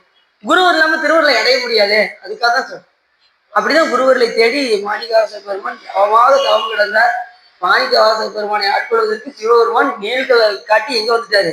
திருப்பரங்குறையில வந்து இருந்தார். இந்த தொண்டி மாநகரத்துக்கும் மதுரைக்கும் நடுவுல வந்து உட்கார்ந்தாரு. வரும்போதே எப்படி அவருக்கு மட்டும்தான் அந்த ஓசை கேட்டது, வேற யாருக்கும் கேட்கல. ஓம் சிவாய நம அப்படிங்கிற ஓசை அவருக்கு மட்டும்தான் கேட்டது. கூட வந்த காவலர்கள் கேட்காரு, எங்களுக்கு ஒண்ணுமே கேட்கல அப்படிங்கிறாங்க. ஏன்னா அந்த பக்குவமுடைய ஆன்மாக்களுக்கு தான் அந்த ஓசை. அதுக்கப்புறம் தான் ஒருத்தரை போய் பார்த்துட்டு வர சொன்னாரு. அவர் வேகமா பார்த்துட்டு வந்து அங்க ஒருத்தர் சிவபெருமான் மாதிரியே உட்காந்துருக்காரு அப்படின்னு. ஆனா உட்கார்ந்துருந்தது யாரு? சிவபெருமான் தான் உட்கார்ந்துட்டாரு. ஆனா சிவபெருமான் மாதிரி ஒருத்தர் உட்கார்ந்துருந்தாருன்னு சொன்னாரு. அவர் ரொம்ப கொடுத்து வச்சவர். சிவபெருமானை பார்த்துட்டாருல நேரம், அது சிறப்பு இல்லை. அதுக்கப்புறம் தான் போய் நான் கொண்டு வந்த செல்வத்தை எல்லாம் சிவபெருமான் திருவடியில வைத்து செஞ்சு, அதுக்கப்புறம் தில்லைக்கு வான்னு சொல்லி, அதுக்கப்புறம் மறைந்து 999 அடியார் நடுவில் அவரை இருக்க வைத்து, அதுக்கப்புறம் தான் அந்த பாட்டு பாடினார். உடையாள் உந்தன் உடையாள் நடுவில் நீ இருத்தி அடிய நடுவில் இருவியும் இருப்பதான அடியன் உன் அடியார் நடுவில் இருக்கும் அருளை புரியாய் பொன்னம்பலத்திய முடியா முதலையின் கருத்து முடியும் மன்னம். அதனாலதான் இப்ப ஒரு அடியார் 2 அடியார் கிடையாது. அவர் கூட இருந்த அடியார்கள் எத்தனை பேரு? 999 அடியார். ஏன் அப்படின்னா மாயையினால் சிக்கக்கூடாது என்பதற்காக. மாயை மயக்கவும் செய்யும் அன்றே. மாயம் ஒரு நிமிஷத்துல என்ன ஆயிரும்? நம்ம மயக்கணும். மாயை நம்மளை அந்த மாயை மயக்காதவாறு இருக்க வேண்டும் என்றால் நாம் அடியார்த்தின் கூட்டத்தில் இருந்தால்தான் மாயை நமக்கு மயக்கம் செய்யாது. இப்ப அடியார்கள் உங்களை சும்மா விடுவாங்க? ஒழுங்க வாங்க செப்பளிப்பாங்க, உங்களை இங்கே கூட்டு வந்துருவாங்க. திருமுறை படிக்கவங்க 6 மணிக்கு அங்க தேவார மடத்துல சொப்பு வைத்து திருமுறை இருக்கு வாங்க, நீங்க திருக்கோயில் போவோம் வாங்க, மலர் கட்டி கொடுப்போம் வாங்க, நீங்க முதல் திருமுறை முடிச்சிருவோம் வாங்க, உங்களை எங்க விட மாட்டாங்க? புறத்துல போக விட மாட்டாங்க. அதனாலதான் அடியார்களோட இருக்கணும்னு சொல்றேன். அடியார் நடுவில் இருக்கும் அவர்னாரு. வெளியில இருந்து ஈஸியா தப்பிச்சு போயிடுவீங்க. நடுவில் இருந்தீங்கன்னா உங்களை விட மாட்டாங்க. வாங்க கோயிலுக்கு வாங்க, கோயிலுக்கு வாங்க எடுத்துருவாங்க. அதான் அடியார் நடுவில் இருக்கும். அதுவும் இந்த அடியாரோடு கூட்டிட்டு வச்சுக்கோங்க. இதை விட உலகத்துல அதிசயம் வேற எதுவுமே கிடையாது. அது அதிசய பத்திலையும் சொல்ற. அப்படி அடியார் கூட்டத்துல இல்லைன்னா நினைப்பவரோடும் கூட நாம நினைக்கிறவரோட கூட ஆரம்பிச்சிடும். நீதி யாவன யாவும் நினைக்கிறேன் நினைப்பவரோடும் கூட ஏதுமே பிறந்து இறந்து உழல்வேன் தன்னை என் அடியான் என்று பாதி மாதடும் கூடிய பரம்பரன் நிரந்தரமாய் நின்ற ஆதி ஆண்டுதன் அடியரில் கூட்டிய அதிசயம் கண்டார். சரி, அடியார் கூட்டத்துல வேற என்ன ஆகும் அப்படின்னா, முன்ன என்னுடைய வல்வினை போயிட, வல்வினையெல்லாம் நீங்கி முக்கன் அதோடைய எந்தை தன்னை யாவரும் அறிவதற்கு அறியவன் எளியவன் அடியவர்க்கு பொன்னை வென்றதோர் புரிசடை முடிதனில் இளமதி அது வைத்து அன்னை ஆண்டுதன் அடியரில் கூட்டிய அதிசயம் கண்டார். அதிசய பத்திரம் பாடிருக்கீங்களா? அதிசய பத்தி பாடிருக்கீங்களா? வைப்பு மாடென்றும் மாணிக்க தோழி என்றும் மனத்திடை உருகாதே செப்புனே மூளை மடவரடிய தங்கள் திறத்திடை நைவேனை பண்ணது இல்லையா? சிவா, இந்த முற்றோதுன்னு ஒண்ணு இருக்கு தெரியுமா உங்களுக்கு? அப்போ பாடுவோம் நாங்க. அப்படிங்கிறது முற்றோது மாசம் மாசம் வைப்பீங்களா? கிடையாதோ? முற்றோது கிடையாதோ? தேவர் மட்டும்தான். சரி, நமக்கு பூரா முற்றோதெல்லாம் கிடைக்கும். இந்த வர ஞாயிற்றுக்கிழமை ஒரு வீட்டுல முற்றோது கூப்பிட்டுருக்காங்க, பார்ப்போம். சரி, திருவரை என்ன சார்?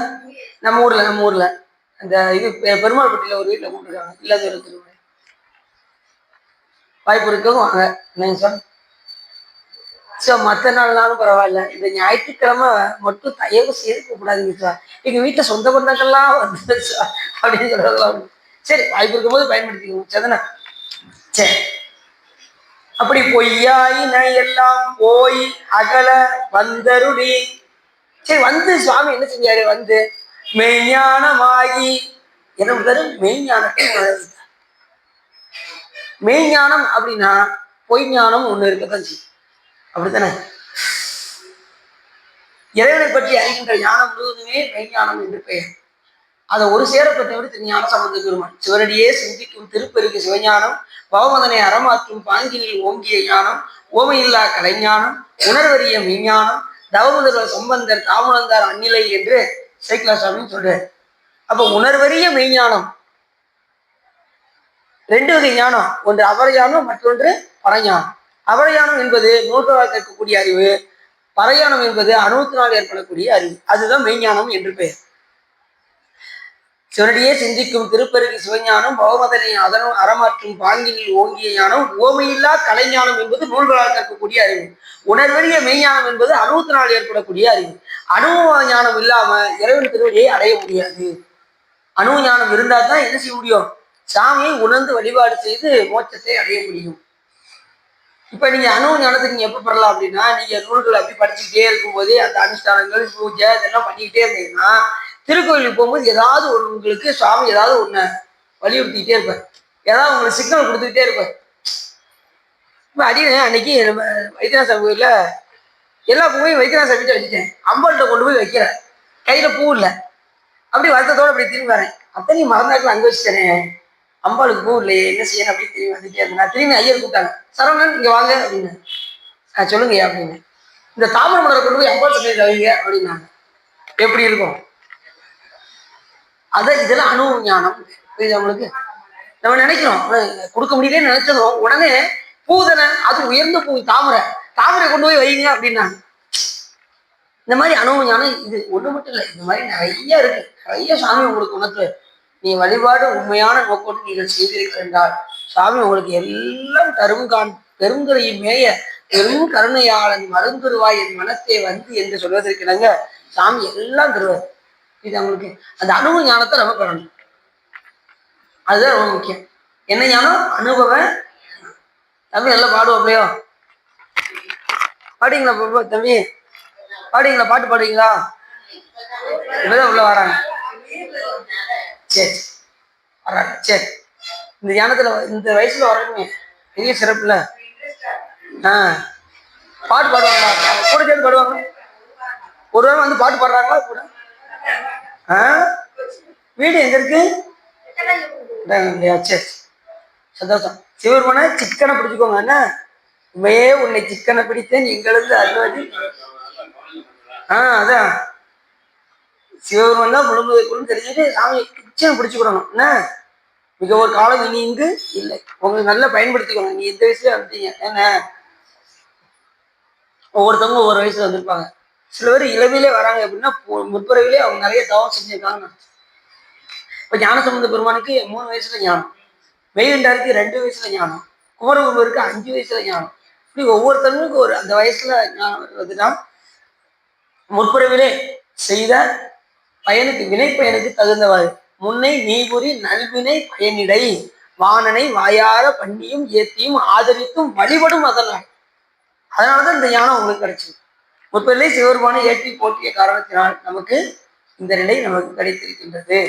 சரி, பொய்யாயினையெல்லாம் போயகல வந்தருளி மெய்ஞானமாகி, மெய்ஞானம் என்பது அனுபவ ஞானம் என்று பெயர். அந்த ஞானத்தை யாரு கொடுக்க முடியும்? சிவபெருமான் தான். அதுக்கு நீங்க என்ன செய்யணும்? அன்பு என்கின்ற மத்தத்தை ஊன்ற வேண்டும். யாருக்கிட்ட? சிவபெருமான் கிட்ட. யார்கிட்ட அன்பு வரணும்? சிவபெருமானிடம் அன்பு வரணும். இப்போ உங்க வீட்டுல நீங்க வச்சிருக்கீங்களா, அது என்னது? உங்க பிள்ளைகிட்டலாம் வச்சிருக்கிறது என்னது? பாசம் நினைக்கிறேன் அப்படி பாசம், அது ஒரு வகையான அன்பு தான். ஆனா அந்த அன்பு வந்து எப்படின்னா தாமரை இலையில தண்ணி ஒட்டாதவாறு இருக்கணும். உலகத்துல சாமி கிட்ட எப்படி இருக்கணும்னா, புளியம் காய் இருக்கு பார்த்தீங்களா, அது எப்படி ஒட்டி இருக்கும் பார்த்துருக்கீங்களா? புளியம் காய் அப்படி இருக்கும். புளியம் பழம் மாதிரி உலகத்துல இருக்கும். புளியம் பழம் ஓடல ஒட்டாது, பழுத்துருச்சுன்னா தெரியுமா உங்களுக்கு? காய் எப்படி இருக்கும்? ஓடல ஒட்டி இருக்கும். பழுத்ததுக்கு அப்புறம் பழம் எப்படி இருக்கும்? குடுன்னு ஒட்டவே ஒட்டாது. அது மாதிரி இருக்கும். புளியம் பழத்து ஒத்தி இருந்தேன்னு பாட்டு பாடுறாரு மாணிக்க வந்து பெருமான். இதுல நீச்சல் விண்ணப்பத்துல சொல்றாரு, புளியம்பழத்து ஒத்தி இருந்தேங்கிற. புளியம்பழத்துக்கும் புளியங்காய்க்கு வித்தியாசம் இருக்கா? சிவபெருமான் எப்படி இருக்கணும்? திடீர்னு புளியம்பழம்ன்றாங்க, ஒட்டவே விடாது. புளியங்காய் உலகத்துல எப்படி இருக்கணும்? புளிய. கரெக்ட். சரி, அது மாதிரி தாமரை இலையில எப்படி தண்ணி ஒட்டாதோ அதே போலதான் நாம என்ன செய்ய வேண்டும்? நாம எப்படி நினைக்கிறோம், இப்படின்னு படிக்கிறோம், எல்லாமே செய்யறோம், ஆனாலும் எங்கதான் ஒன்றுறோம்? நம்ம குழந்தை குட்டின்னா நமக்கு நம்ம உசிரையே விட்டுறோம். இந்த அளவுக்கு பாசமும் பற்றும் வச்சு. பற்றுதல் என்பது ஒன்றுதல்னு அர்த்தம். நீங்க அவங்க செய்ய வேண்டிய கடமைகள்லாம் செஞ்சுக்கிட்டே இருக்கணும். அவங்களோட என்ன செய்யக்கூடாது? ஒன்றக்கூடாது. அந்த ஒன்றுதல் எங்க வைக்கணும்? சிவபெருமான்ட்ட வைக்கணும். பற்றுதலை சிவபெருமான்ட்ட வைக்கணும். பாசத்தை அங்க வைக்கணும், பற்றுதல் இங்க பற்றுக பற்றற்றான் பற்றினை அப்பற்றை பற்றுக பற்று விடற்கு பற்றற்றான் ஆகிய சிவபெருமான் மேல் நாம பற்று மெய்ஞானமாகி மெழுகின்ற மெய்ச்சுடரே மெழுகின்ற மெய்ச்சுடர் மெய்ச்சுடர் அப்படின்னாலே அப்ப பொய்ச்சுடர் ஒன்று இருக்கு இதெல்லாம் இலக்கணம். இப்ப அந்த உலகத்துல உள்ள சுடர் இருக்குல்ல, இப்ப விளக்கு எரிதுன்னு வச்சுக்கோங்க, இப்படி லேச போய் கையை போய் வைக்கீங்க, சுடுமா சுடாதா? சரி தெரியாம பட்டுருச்சு அப்பவும் சுடும். அப்ப நீங்க தெரிந்து செய்தாலும் தெரியாம செஞ்சாலும் வினைதான். இது உங்களுக்கு தெரியாம செய்தாலும் வினை இருக்கு, தெரிஞ்சு செஞ்சாலும் வினை இருக்கு. ஆனா அதுக்கு தகுந்த மாதிரி சாமி என்ன பண்ணுவாரு, அறியாம செய்த பிள்ளைக்கும் அறிஞ்சு செய்யற பிள்ளைக்கும் அதுக்கு தகுந்த மாதிரி சிவபெருமான் வினை பேனை ஊட்டுவாரு. அது வேற விஷயம். ரெண்டாவது, இந்த உலகத்தில் உள்ள சுடரானது தொட்டா சுடுது, ஆனா இந்த சுடர் சுடவே சுடாது. இது எப்படி சுடரு, இது மெய்ச்சுடர். அந்த ஞானசம்பந்த பெருமானுடைய அந்த திருமணத்துல எல்லாரும் வந்திருந்தார்கள். அப்ப சென்ற முறை கூட நான் ஒரு ஒரு கால் மணி நேரம் பேசினேன் அதை பத்தி. காதலாய் கஞ்சி பாட்டு வழக்கம் சொன்னோம்ல. இப்ப குருவர் இல்லாம திருவருளை அடைய முடியாதுன்னு சொன்னது யாரு, சிவபெருமான் சொல்லிட்டு. இப்ப கல்யாணத்துக்கு வந்திருக்கவங்களுக்கும் எப்படி மோட்சத்தை கொடுக்க முடியும், குருவர் பெறாம எப்படி மோட்சத்தை கொடுக்க முடியும்? அப்ப திருஞான சம்பந்த பெருமான்னா அப்பதான் அந்த காதலாகி கசிந்து பாடல் பஞ்சாட்சர பதியத்தை படித்து அந்த பாடலை பாடி அனைவருக்கும் குரு உபதேசம் செஞ்சு பஞ்சாட்சரத்தை உபதேசம் செய்து சிவலோகத்துக்கு அனுப்புறாரு. அதனால அந்த நேரத்துல காதலாகி கசிந்து பதிய பாடின பஞ்சாட்சர பதியம். குருவர்கள் என்னது, பஞ்சாட்சரத்தை உபதேசம் செய்யுது. அந்த சிவலோகம் வந்துச்சு. இந்த பதியத்தை பாடினாரு. காதலாகி கசிந்து கண்ணீர் மொழிகி ஓதுவாதவை நன்னறி குவிப்பது வேதனான்களும் மெய்ப்பொருளாவது நாதன் நாமும் நம்புவார் நாவில் நவிட்டினால் வம்பு நாள் வளர் வார்மது ஒப்பது செம்பனார் திலகம் உலகுக்கெல்லாம் நம்பன் நாமும் நெக்குள் ஆர்வம் மிகப்பெரிய இந்த அக்கு மாலை கூட அங்கில் என்பார் தக்க வானவராய் தகுவிப்பது நக்கன் நாமும் யமதூதரும் அஞ்சுவரின் சொல்லார் நயம்பந்து ஓதவல்லார்தவை நன்னினார் நேயம்தான் நினைவார்க்கு இனியா நெற்றி நயனன் நாமும் கொள்வார் எனும் குணம்பல நன்மைகள் இல்லாத எனும் இயம்புவர் ஆயிரின் எல்லா தீங்கையும் நீங்குவர் என்பரார் நல்லார் நாமும் மந்திரமன பாவங்கள் மேவிய மந்தனை அவர் நாமும் பகர்வரை சிந்தும் வல்வினை செல்வமும் அல்குமாள் நந்தி நாமும் நரகம் இயல்புக நாடினர் ஆயினும் உரைசை வாயினர் ஆயிரின் உருத்திரர் விரவியே புகு வித்திடும் என்பதால் மரதன் நாமும் இலங்கை மன்னன் எடுத்த அடுக்கல் மேல் கலங்கொள் கால்விரல் சங்கரன் ஊன்றலும் மலங்கி வாய்மொழி செய்தவன் உய்வகை நலங்கொள் நாமும் போதன கண்ணனும் மன்னல் தன் பாதம் தான்குடி நேடிய பண்பரார் யாதும் காண்பரிதாகி அளந்தவர் ஓதும் நாமும் நந்தி நாமும் நமச்சிவாயனே. இது கஞ்சி மண்டையர் கையில் உன் கையர்கள் வெஞ்சொல் மெண்டர்கள் இரவிலர் என்பரார் விஞ்சை அண்டர்கள் வேண்ட அமுதுசை நஞ்சுன் கண்டன் நமச்சிவாய். நந்தி நாமும் நமச்சிவாய் என்னும் சந்தையால் தமிழ் ஞான சம்பந்தன் சொல் சிந்தையால் மகிழ்ந்து ஏத்தவல்லார் எல்லாம் பந்தவாசம். அத்தனை பேர் பந்தவாசத்தை அடுத்து எங்க போயிட்டாங்க, சிவலோகத்துல உள்ள போறாங்க. சில பேர் அந்த நேரத்துல அஞ்சி நின்றவர்களும் உண்டு, துணிந்து போனவர்களும் உண்டு. அந்த பக்குவோடைய ஆன்மாக்கள் என்ன செஞ்சிட்டாங்கன்னா துணிஞ்சு இந்த பஞ்சாட்சர பதியத்தை கேட்டு சிந்தையில் மகிழ்ந்து ஏற்றி எங்க போயிட்டாங்க, சிவலோகத்துக்கு. அந்த ஜோதிக்குள்ள உள்ள போனாங்க. அந்த ஜோதி எப்படி இருந்துச்சான், குழு குழு குழு குழுன்னு இருந்துச்சான். அதுதான் மெய்ச்சுடர். இந்த சுடர் சுடுது, அது சுடாது. உள்ள போன ஏசி போட்ட மாதிரி இருக்கான் உள்ள. அப்படித்தான் சென்னை சோலையில 7 நாள் வச்சாங்க. யார, குப்புரசாமியில 7 நாள் எப்படி இருந்துச்சா அவருக்கு, மாசில் வீணையும் மாலை மதியமும் வீசுதென்றலும் வீங்கிற வேணிலும் மூசு வண்டரை பொய்கையும் போன்றதே ஈசன் எந்தை அப்படி இருந்துச்சான். அப்படியே தென்றல் காத்து வீசினா எப்படி இருக்கும், இங்க வெப்ப காத்து வீசிக்கிட்டு இருக்கு, இவருக்கு தென்றல் காத்து வீசினதான். ஏன்னா சிவபெருமான் இருக்கின்ற காரணத்தினால், அவர் மேல் அன்பு செலுத்துகின்ற காரணத்தினால் எல்லாத்தையும் சிவபெருமான் என்ன பண்ணிடுவாரு, மாத்திடுவார். அது மாதிரி நம்ம தலையெழுத்தே மாத்திடுவார் சாமி. செயல்பட்டு அழிந்தது செந்தில் வயற்பொழில் பால்பட்டு அழிந்தது பூங்கொடியார் மாமயிலும் வேல்பட்டு அழிந்ததன் வேலையும் சூரனும் வேற்பும் அவன் கால்பட்டு அழிந்தது என் தலைமேல் ஐயன் கையெழுத்தே என்று அருணநாத பெருமானும் பாடுறார். பிரம்மா எழுத்த அழிக்கக்கூடிய ரப்பர் யார்கிட்ட இருக்கு, முருகப்பெருமானுடைய திருவடியில இருக்கு அப்படின்னு. அதே போல எல்லாருடைய தலையெழுத்தையும் சாமி என்ன செஞ்சிருவாரு, ஆக்கியிருக்கு. இதுக்கு முன்னாடி உங்க ஜாதகம்லாம் ஒரு மாதிரி இருக்கும். நீங்க என்னைக்கு சிவபெருமான வழிபாடு பண்ண ஆரம்பிச்சிட்டீங்களோ அப்போ உங்க ஜாதகம் மாறிடும். இதுக்கு முன்னாடி உள்ள ஜாதகத்துக்கும் இப்பயும் நீங்க போய் பாருங்க, டோட்டலி மாறிடும். உங்க வாழ்வே மாறிடும். ட்ரெண்டிங்கே மாறி. நீங்க சிவபெருமானை பிடிச்சிட்டீங்களே போதும், அது மேல அன்பு செலுத்த ஆரம்பிச்சிட்டீங்கன்னா உங்களுக்கு எல்லா நலன்களும் உண்டாகும்.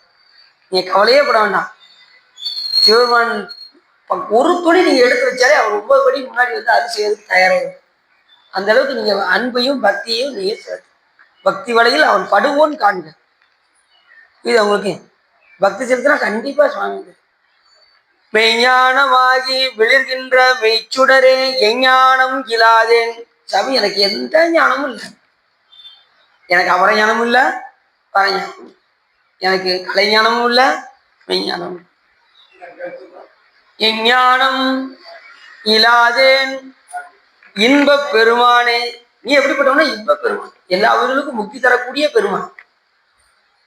இன்பன் இன்பம் தருவன் குயிலேன்னு கூட சொல்றாரு. சாமி ஒருத்தர் தான் இன்பத்தை கொடுக்க முடியும். இந்த உலக இன்பம்னா நொடி பொழுது வந்து போகக்கூடிய இன்பங்கள். இது வந்து நிரந்தர இன்பம் கிடையாது. நிரந்தர இன்பத்தை யார் கொடுப்பா? சிவபெருமான் ஒருத்தர் தான் கொடுப்பார். இந்த இன்பம் எப்படி இருக்கும் அப்படின்னா, இப்ப நாம வாழ்கின்ற வாழ்க்கையில் உள்ள இன்பம்னா ஐஸ்கிரீம் சாப்பிட்ற நேரம் நல்லா இருக்கும். அதுக்கப்புறம் அது செய்யும் பாருங்க, ஒரு 2 நாள் கழிச்சு வேலைய அன்னைக்கு ஒருத்தர் அன்னைக்கு சொன்னேன், காசிக்கு வரும்போது அவங்க என்ன ஆளாளுக்கு சுவா சும்மா இருங்க, உங்களுக்கு சேர்ந்த நீங்க கம்முன்னு இருங்க சுவா, சாப்பிடாத நீங்க என்ன சுவா சொல்றது அப்படின்னாங்க. சரி சொல்றது சொல்லிட்டு அவங்க இருக்கும் அப்படின்னா அவங்க ஐஸ்கிரீமை கூட சரி ஒன்றும் உடையாதுன்னு பாட்டிக்கவங்க கூட ஒன்று சாப்பிடாதீங்கன்னா, சிவா இதில் தலையிடாதீங்க சிவா, என்ன சிவா நீங்க அப்படின்ட்டாங்க. சரி கூட ஒன்று வாங்கி சாப்பிட்டாங்க, 2 வாங்கி சாப்பிட்டாங்க. காசிக்கெல்லாம் போயிட்டு வந்தாச்சு. முதல் நாள் சாப்பிட்டாங்க, வீட்டுக்கு வந்துட்டாங்க. வந்தது கேட்டுக்கோங்க, வீட்டுக்கு அவங்க வீட்டுக்கு போறேன், அவங்க பெட்ல இருக்காங்க, பெட்ல இருக்காங்க. விலைக்கிட்டு படிச்சு சொன்னேன், கேட்கவே இல்லை. வீட்டுக்கு போனது பெட்ல என்ன காரணம் அப்படின்னு, இல்லை தொண்டையில் ஏதோ கட்டியா ஒரு ஆப்ரேஷன், மினி ஆப்ரேஷன் பண்ணுறதுக்காக அப்படின்னு. இது அவங்களுக்கு எல்லாம் இதெல்லாம் நொடி பொழுது வந்து போகக்கூடிய அந்த நேரத்தில் ஆனந்தமா இருக்கும். அதுக்கப்புறம் பின்னாடி துன்பத்தை தரும். நீங்க ஒரு ரொம்ப இங்க உலகத்துல உள்ள இன்பத்தை கொஞ்சத்துக்கு மேல அனுபவிக்கணும்னு நினைச்சீங்கன்னு வச்சுக்கோங்களேன், பின்னாடி என்ன வரும்? துன்பம். இன்பம் வருவது போல தெரியும், பின்னாடி துன்பம் வந்துடும். துன்பம் வருவது போல தெரியும், பின்னாடி இன்பம் வரும். இப்படிதான் நம்ம டிராவல் பண்ணி போய்கிட்டே இருக்கணும் கடைசி வரைக்கும். சரி எது வரைக்கும் தான் அப்படின்னா, இறக்கும் வரைக்கும் இதுதான் நிலை எல்லாருக்குமே.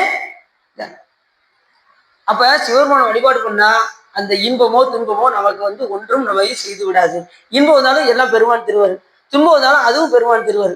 எதை தீங்கு செஞ்சிருக்கேன் நமக்கு இந்த துன்பம் வருது, எதை நன்மை செஞ்சிருக்கேன் நமக்கு இந்த இன்பம் வருது அப்படிங்கிற திறத்தோட இன்ப துன்பத்தையும் சமநோக்கோடு பார்த்து எல்லாம் சிவன் செயல் என்று நினைச்சிட்டோம்னா நமக்கு அதுல இன்பமும் வராது, துன்பமும் எல்லாத்தையும் யார் வாங்கிக்கிடுவா? உங்க இன்ப துன்பத்துல சிவபெருமான் வாங்கிக்கிடுவார். அப்ப தீங்கே இருந்தா கூட அது என்னதான் மாறிடும் உங்களுக்கு? சிவன் செயல்னு சொல்லிட்டீங்கன்னா அது புண்ணியமாக மாறிவிடும். சிவபெருமான மறந்து செய்யக்கூடிய புண்ணியம் கூட என்னதான் மாறிடும்? பாவமாக மாறி. தட்சன் வேள்வி செஞ்சான், அது புண்ணியம் தான். சிவபெருமான வெறுத்து செஞ்சதுனால என்ன ஆயிடுச்சு? அது பாவமாக மாறியது. சண்டீசன் அப்பா காலை வெட்டினாரு, அது பாவம் தான், பாதகம் தான். ஆனா சிவபெருமான நினைச்சு செஞ்சதுனால என்ன ஆயிடுச்சு? அது புண்ணியமாக மாறி. தீமையும் நன்மையாயிட்டேன், நரநீரில் பாலன் செய்த தீமையும் நன்மையாயிட்டேன்னு சொல்றாரு சிவஞான சித்தியார் என்கிட்ட நூல்ல சொல்றாரு. இது உங்களுக்கு மெய்ஞானமாகி விழுகின்ற மெய்ச்சுடரே எஞ்ஞானம் இராதேன். பெருமானே எனக்கு எந்த ஞானமும் இல்லை, கலைஞானமும் இல்லை, உணர்வறிய மெய்ஞானமும் இல்லை. யாராவது இப்படி ஒத்துக்கிட முடியுமா? நான் எவ்வளவு படிச்சிருக்கேன் தெரியுமா உங்களுக்கு? சிவா உங்களுக்கு இந்த பாட்டு தெரியவே தெரியாதா சிவா? நமக்கு ஒரு பதியம் தெரிஞ்சுதான் ஒரு ஆள்கிட்ட போய் எழுதுவான், உங்களுக்கு இந்த பதியம் கூட தெரியாதா சிவா? அவங்க நோஸ் கட்டு வேற அடிக்கிறது இதுல. அப்படி ஒரு 2 பேருக்கு பிரச்சனை நடந்துகிட்டு இருந்துச்சு. ஸோ அவங்களுக்கு இந்த பதியம் கூட தெரியாதா அப்படின்னு ஒருத்தர் சொல்லிட்டு இருந்தாருவாங்க.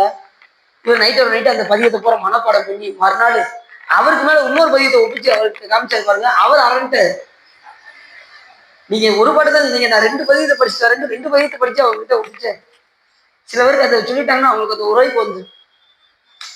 2வது நீங்க பார்த்தே படிக்கலாம், நீங்க பார்க்காம படிக்கணும் கூட இல்லை, நீங்க சாமிக்கு முன்னாடி போய் பதியம் பாடணும், அவ்வளவுதான். எதுக்காக நம்ம மனப்பாடம் பண்ணணும்னு சொல்றோம் அப்படின்னா, நீங்க தனியா நீங்க போயிருக்கீங்கன்னு வச்சுக்கோங்களேன், புக்கே இல்லாம நீங்க போனீங்கன்னா அந்த நேரத்துல உங்களுக்கு நீங்க மனப்பாடம் வைத்திருக்கிறத அப்படியே சுவாமிக்கு முன்னாடி போய் பாடணும். அதுதான். 2வது நீங்க மனப்பாடம் பண்ணும்போது உங்களுடைய சிந்தனை வேற எங்கேயும் போகாது, சிவ சிந்தனை ஆயிரும். சும்மா உட்காந்துருக்கிறது ஒரு பதியத்தை மனப்பாடம் பண்ணீங்கன்னா எவ்வளவு நல்லா இருக்கும், யோசிச்சு பாருங்க. அப்படியா? உழைத்தார் பண்டை கொடுவினையோ காவாய் உடையாய் கொடுவினையே உழைத்தால் உறுதி உண்டோதான் உமையாள் கனவாய ஆழ்வான் ஒரு தாள் ஒருக்க வேண்டாவோ பிறைசே சடையாய் முறையோ என்று அழைத்தால் அகலாது ஒளிவதே அம்மானே உன் அடியேற்கேங்கிறத குறைத்தப்பட்ட அருமையான பாட்டு. சாமிக்கு முன்னாடி போய் நீ என்ன செய்யணும்? திருமுறைகள் நல்லா பாடும். அதுதான் ரொம்ப முக்கியம். அதிகம் சாமிக்கு ரொம்ப பிடிச்சது எதுனா நாடு நகரமும் நற்திருக்கோயிலும் தேடி திருந்து சிவபெருமான் என்று அங்க போய் என்ன செய்யணும்? பாடுமின் பாடி பணிமின் பணிந்த மின் கூடிய நெஞ்சத்து கோயிலா பாடி பணியணும். அதுக்குதான் திரும்ப நீ ஒரு பாட்டு பாடிட்டீங்கன்னு வச்சுக்கோங்க, சிவபெருமான் மகிழ்ந்து வந்து அதிசய ஆரம்பிச்சு உங்களுக்கு என்ன வேணாலும் சாமிகிட்ட பாட்டு பாடி என்ன செஞ்சிடலாம். அப்படித்தானே வாங்கினாரு சுந்தரமூர்த்தி சுவாமிகளே. தம்மையே புகழ்ந்து இச்சை பேசினும் சாவினும் தொண்ட தருகிறா பொய்மையால் அறிவாடாதே எந்தை புகழூர் பாடுவின் புலவீர்கள் இம்மையே தரும் சோறும் கூரையும் ஏத்தலாம் இடர் கெடலுமாம் அம்மையே சிவலோகம் ஆழ்வதற்கு யாதும் ஐயுறவில்லையே. எங்க சிவபெருமானை போற்றி பாடினா எங்க சிவபெருமான் என்னெல்லாம் தருவா தெரியுமா? இம்மையே தரும் சோறும் கூரையும், சாப்பாடு கிடைக்கும், உடுத்த உடை கிடைக்கும், இருக்க இடம் கிடைக்கும், வேற என்ன கிடைக்கும்? அம்மையே சிவலோகம் ஆழ்வதற்கு இந்த உலகத்துல தேவையானதெல்லாம் கிடைக்கும்.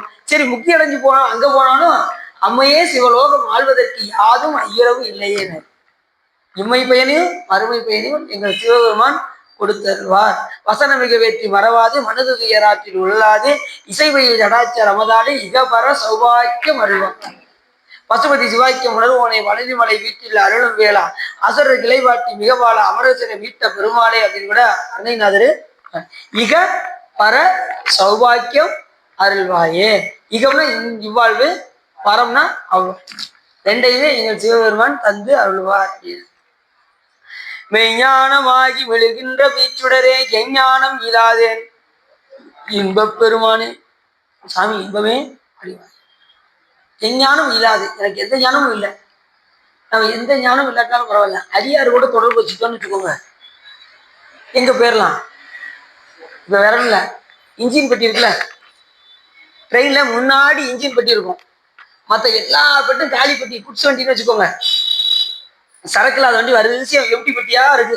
அத்தனை எம்டி பெட்டியும் தூக்கி இந்த முன்னாடி இருக்கக்கூடிய இன்ஜின் பெட்டியில ஜாயிண்ட் பண்ணி விட்டாச்சுன்னு வச்சுக்கோங்க. இந்த எம்டி பெட்டிலாம் எங்க போகும்? அந்த இன்ஜின் எங்கெங்கெல்லாம் போதோ அங்க அத்தனை எம்டி பெட்டியும் போகும். அது மாதிரி சாமி நமக்கு எந்த ஞானம் இல்லாட்டாலும் பரவாயில்ல, அந்த எம்டி பெட்டி மாதிரி அடியார்களோடு தொடர்பு வச்சுக்கிட்டோம்னா அவங்க கூட நம்ம எங்க போயிடலாம். அடியார்கள் எங்க போவாங்க? சிவலோகம். அதுலயும் இந்த வட்டம் ஒரு அதிசயம் நடந்துச்சு. முற்றோர் பண்ணும்போது சிதம்பரத்துல திருமாமணிசேர் திருக்கதவும் திறந்த போதே சிவபுரத்தின் சொன்னதும் திறந்த போது டகான்னு திறந்து தீவிரம் கட்டினாங்க. ஒரு அதிசயம் நடந்தது, பெரிய சிறப்பு. ரெண்டாவது அம்மையப்பரா சிவபெருமானே வந்து உட்கார்ந்து பதிய முடிகிற வரைக்கும் 2 பேரும் உட்காந்து பாடினாங்க. பாடி முடிச்சதுக்கு அப்புறம் அவங்க 2 பேரும் ஆளு காணும். வீடு அவங்களுக்கு நிறைய அற்புதங்கள்லாம் நடந்துச்சு சிதம்பரம். அதேபட்ட சிறப்பு அது சிதம்பரத்தை சொல்லவே வேணாம்.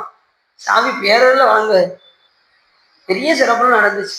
இன்னும் எத்தனையோ அற்புதங்கள்லாம் நடந்தது. எல்லா பூஜையும் பார்த்தோம், பள்ளியற பூஜை பார்த்தோம், ஒவ்வொரு கால பூஜையும் பார்த்துக்கிட்டே தான் பாடணும்.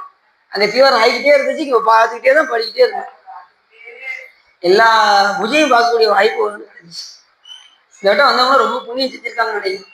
அதுலேயும் ஒருத்தர் சொன்னாரு, யார் உங்களுக்கு இந்த மேடையில பாடுறதுக்கு அனுமதி வாங்கி கொடுத்தா? எல்லாம் சாதாரண அங்கே போய் பாட முடியாது அப்படின்னு சொன்னாங்க. நம்ம கட்டளைக்காரங்க பழக்கம். அது கடைசி வந்தாங்க பார்த்தீங்களா, முடியல மண்டபத்துக்கு நாங்கள் பார்த்தீங்களா பார்க்கலையோ, அந்த கட்டளைக்காரங்க வந்தாங்க, வந்து நம்ம பார்த்துட்டோமா. சரி, எஞ்ஞானம் இல்லாத இன்ப பெருமானே, இன்பத்தை தரக்கூடிய பெருமான், இன்ப வடிவினன் சிவபெருமான் ஒருத்தர் தான் இன்பம். நாமெல்லாம் இன்பம் இன்பம் ரெண்டையும் உடையவர். அது இன்பம் தருவதற்கு தயாரா இருக்கு. சிவன் நமக்கு இன்பத்தை தருவதற்கு தயாரா இருக்கு. நாம சார்ந்தா தானே இன்பம் கிடைக்கும். சாதாரணத்துக்கு எப்படி இன்பம் கிடைக்கும் சொல்லுங்க பாப்போம். இப்ப நாம இன்பம் துன்பம் ரெண்டையும் அனுபவிச்சுட்டு இருக்கோம். சரி, இன்பமே வடிவாகிய ஆனந்தமே வடிவாகக்கூடிய பொருளை போய் நாம் தந்தால் நமக்கும் வந்து ஆனந்தம் உண்டா? ஆனந்த புத்தன் அருளில் நாம் அவ்வளவே ஆனந்தமாய் ஆடாமோ தோணும். யாரு? மாணிக்காசன். அந்த இன்ப வடிவனாகிய பெருமானை போய் நாம் சார்ந்தால் இன்னொன்னா, இப்ப மாணிக்காசன் ஏன் அழுது அழுது பாடியிருக்காரு அப்படின்னா, அழுதால் உன்னை பெறலாமேன்னு பாட்டுல பாடுறாருல, ஒவ்வொரு நொடி பொழுதும் சிவருமானுடைய கருணையை எண்ணி எண்ணி எண்ணி எண்ணி அழுது அழுது அழுது அடியடைந்த அன்பன் யாரு? மாணிக்காசன். எழுதரு மறைகள் யாரா இறைவனை எழில் கங்குள் பொழுது அருகாலத்து என்று பூசனை விடாது செய்து, ஒரு கால பூசனை செஞ்சாலே அழுக வந்துடும். அவர் எத்தனை கால பூஜை செய்யறாரு? 6 கால பூஜை செய்யறாரு. அப்ப என்ன அர்த்தம்? 6 கால பூஜை செய்யறாரு, எந்த நேரம் சிவசிந்தனையா இருக்காருன்னு அர்த்தம். எந்த நேரம் மனசுக்குள்ள சிவ பூஜை பண்ணிக்கிட்டே இருக்காரு. பொழுது அருகாலத்து என்று பூசனை விடாது செய்து தொழுதகை தலைமை தேர தொழும்பு கண்ணீரில் மூழ்கி அழுது அடி அடைந்த அன்பன் அடியவருக்கு அடிமை செய்யும். திருவிழாக்குளத்துல மாணிக்காச பெருமானுடைய துதி சொல்லுது. அழுதே அடி அடைந்த அன்பன் மாணிக்காசன். அப்ப எப்படி வழிபாடு பண்ணியிருக்காரு பாருங்க. அப்ப இன்பமே வடிவாகிய பெருமானை அவர் ஒவ்வொரு நிலையிலையும் தன்னுடைய எளிமையும் இறைவனுடைய பெருமையும் நினைத்து நினைத்து பாடுறாரு. அதனால அவருக்கு அழுக வந்துகிட்டே இருக்கு. நம்மளாம் ஒரு ஆளா? அதுல ஒரு பாட்டு சொன்னாரு, ஆயனான் மறையவனும் நீயே ஆதல் அறிந்து நான் யாவரினும் கடையனாய நாயினே நாயினேன்னாரு. சாமி, நான் எல்லாருக்கும் கடைப்பட்டவன், நான் நாயினேன் அப்படின்னாரு. அப்புறம் என்ன சொன்னாரு?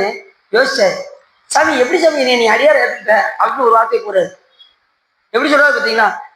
ஆயனான் மறையவனும் நீயே ஆதல் அறிந்து நான் யாவரினும் கடையனாய நாயினே நாயினே நாயினே அதனால என்னை ஆண்டு கொண்டாய், அதனால என்னை ஆண்டு கொண்ட சாமி. இல்ல இல்ல, அப்படிலாம் இருக்காது. ஏன்னா எனக்கு தான் எந்த தகுதியுமே கிடையாது அப்படின்ட்டு, நாதனே நான் உனக்கு ஓர் அன்பன் என்பேன். சாமி எனக்கு நல்லா தெரிஞ்சு போச்சு, இது என்னை எப்படி அடியார ஏற்றுக்கிறேன்னு எனக்கு நல்லா தெரிஞ்சு போச்சு அப்படின்னாரு. என்னப்பா சொல்லு அப்படின்னாரு.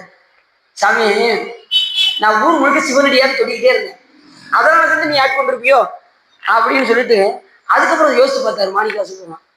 இல்ல சாமி, அதுவும் இருக்காது, நீ அப்படிலாம் நீ ஆட் கொண்டிருக்க மாட்டேன், ஒண்ணு நல்லா தெரிஞ்சு போச்சு சாமி அப்படின்னு. சொல்லுப்பா, உனக்கு அடியாரே கிடைச்சிருக்க மாட்டாங்க, அதனாலதான் நீ ஆட் பண்ற அப்படின்னாரு. அடியார்தான் இல்லையே மற்ற நான் பேகிறேன், இதுதான் என் பெருமை என்றோ எம்பெருமான் என் சொல்லி பேசுகிறேன். எப்படி சொல்றாரு பாருங்க. அடியார்தான் இல்லையே மற்ற நான் பேகிறேன், இதுதான் என் பெருமை என்றோ. சாமி, நீ என்னை ஆட்கொண்டதுல சாதாரண செய்ய முடியாது, அது உன்னுடைய பெருமை. நான் ரொம்ப சிறுமை, நீ எப்படிப்பட்டவன், இந்த ஒண்ணுக்கும் உதவாதவன் நீ ஆட்கொண்ட பாரு, இதுதான் உன்னுடைய பெருமை அப்படின்னாரு. என் பெருமான் என் சொல்லி பேசுகிறேன், என் பெருமானுடைய புகழை எப்படி சொல்லி பேசுவான். பேசிந்தான் எந்தா எந்தை பெருமானே என்று பேசி பேசி பூசிந்தான் திருநீரே நிறைய பூசி பின்றா நேயத்தால் பிறப்பிறப்பை கடந்தாதனை ஆண்டானை அவாவல்ல கல்வனேங்கிறாரு மாணிக்காசன். எப்படி சொல்றாரு? திருவாசகம்னா அப்படியே பருவம், ஒவ்வொரு வரியும் ஒவ்வொரு எழுத்தையும் விடக்கூடாது, ஒவ்வொன்றும் மந்திரம். எங்களை சொன்னாங்க 12 மணிக்கு முடிக்க சொன்னாங்க சிவபுரத்துல, நாங்க 11:30 முடிச்சிட்டோம். ஆனா ஆரம்பிச்சது 6:30 ஆரம்பிச்சிட்டோம். பள்ளியில ஆரம்பிச்சாச்சு. அப்படியா? ஆமா, அழகா இருந்துச்சு. அது நான் அடியில் கீழே போய் பார்த்தேன், எப்படி அந்த வரைக்கும் கேட்குது, வெளியில வரைக்கும் கேட்குது பாடுறது.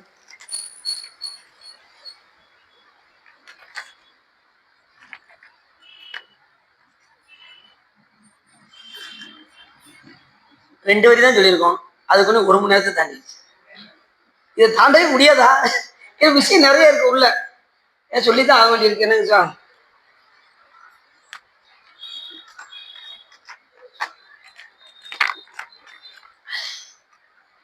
எஞ்ஞானம் இல்லாதேன் இன்ப பெருமானே, பெருமானே நீ எப்பேற்பட்ட பெருமான், நான் ரொம்ப கீழானவன், கடையவனேனையும் நீ எப்படி பண்ண, நீ கருணையினால், நீ எப்படி ஆட்கொண்ட என்ன, உன்னுடைய கருணையினால் என்னை ஆட்கொண்ட.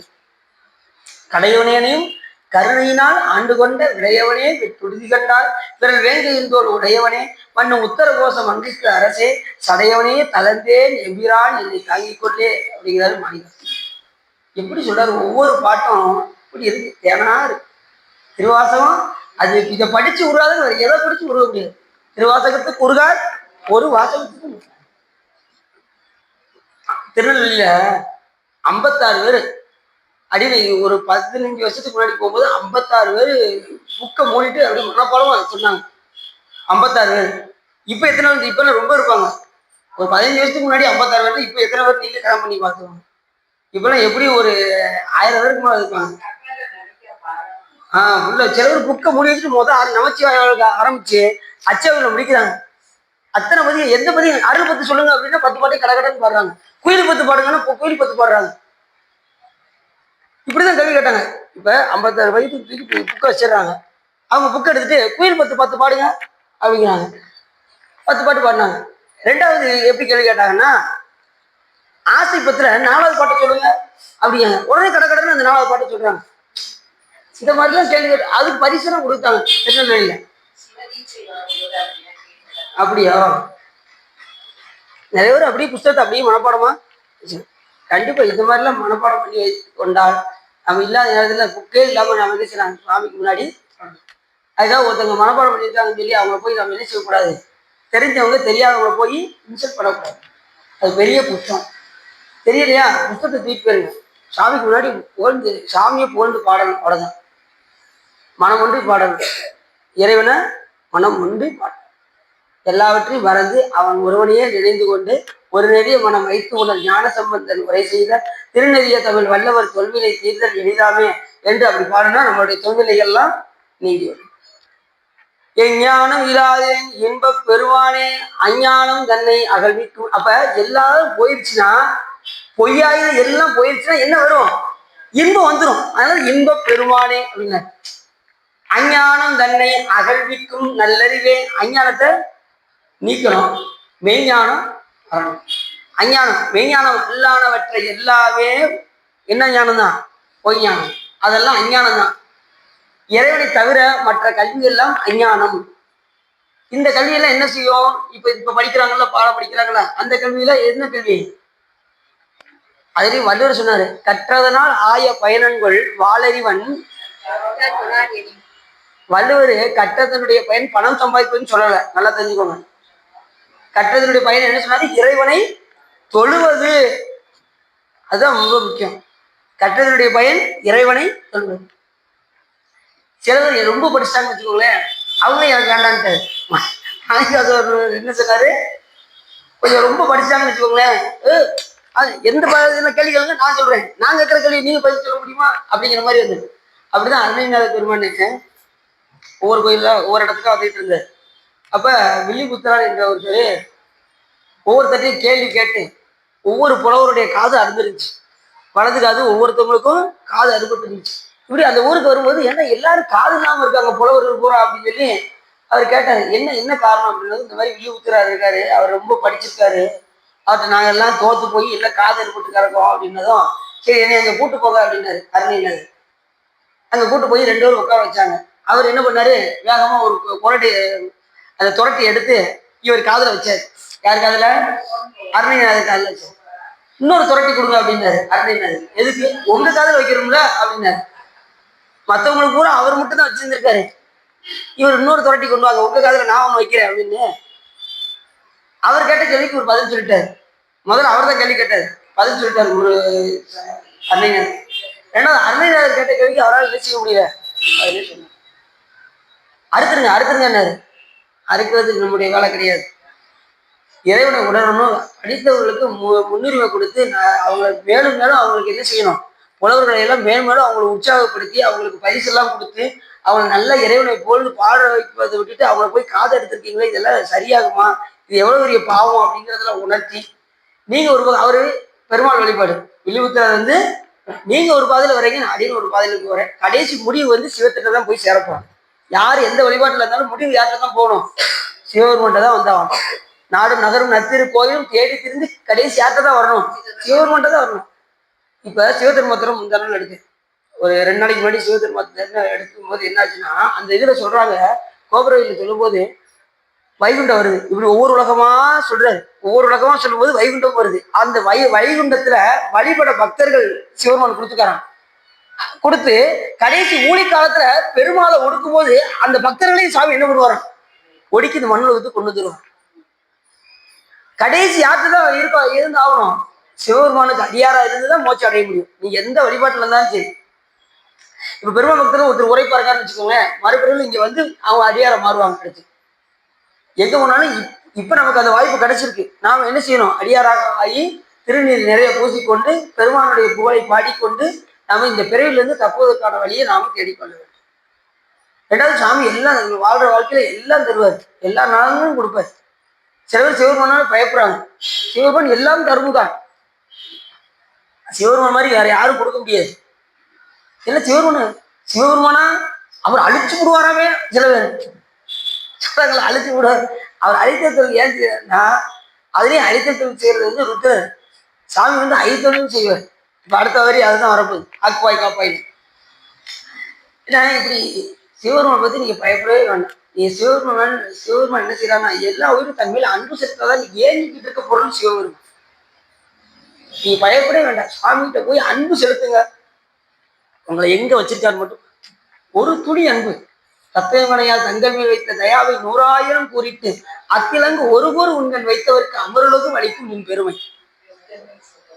பெண்கள் மேல் வைக்கிற அன்புல 1,00,000 கூறாக்கி அதுல ஒரு கூறு எடுத்து சிவபெருமான் மேல அன்பு வைத்தாலே சிவபெருமான் நிலையில்லாத இன்பத்தை தந்துடுவார், அமரலோகத்தையே தந்துடுவார். அப்படிப்பட்ட கருணைமா கடல் சிவபெருமான். சரிதானா? சரி. எஞ்ஞானம் இல்லாதே இன்ப பெருமானே அஞ்ஞானம் தன்னை அகழ்விக்கும். இப்ப தன்னினையை வச்சு சொல்லல, இது பிறவனை அகற்றும் அப்படின்னா தன்னினை அர்த்தம். இது அகழ்விக்கும் அப்படின்னா பிறவினையை வச்சு சொல்றாரு. அப்ப யாருக்குன்னா பிற எல்லா பேருக்குமே என்ன இருக்கு? இந்த உலகப்பற்று இருக்கு.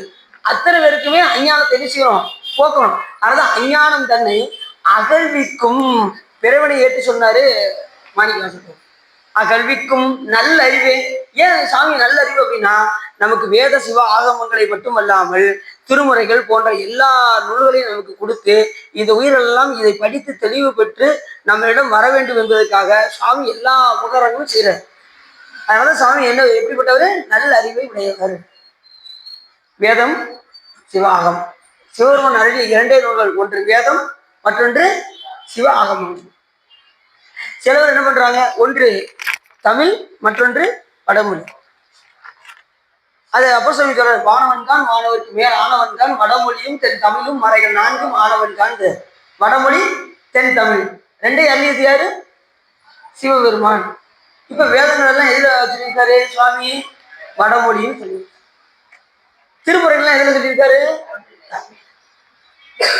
எல்லாரும் என்ன செய்யறாங்க? திருமுறைகள் எடுத்துக்கிட்டு வடமொழியை ஒதுக்குறாங்க. வடமொழியை ஒதுக்க கூடாது. இப்ப ஞானசம்பந்த பெருமானுக்கு நற்றமிழ் ஞான சம்பந்தன் நான்மறையும் கற்றவன் மன்னன் உண்ணிய அற்றமிழ் மாலை ஈரைந்தும் அஞ்செழுத்து உற்றன வல்லவர் உம்பராவரே அப்படின்னு பாட்டு சொல்றாரு.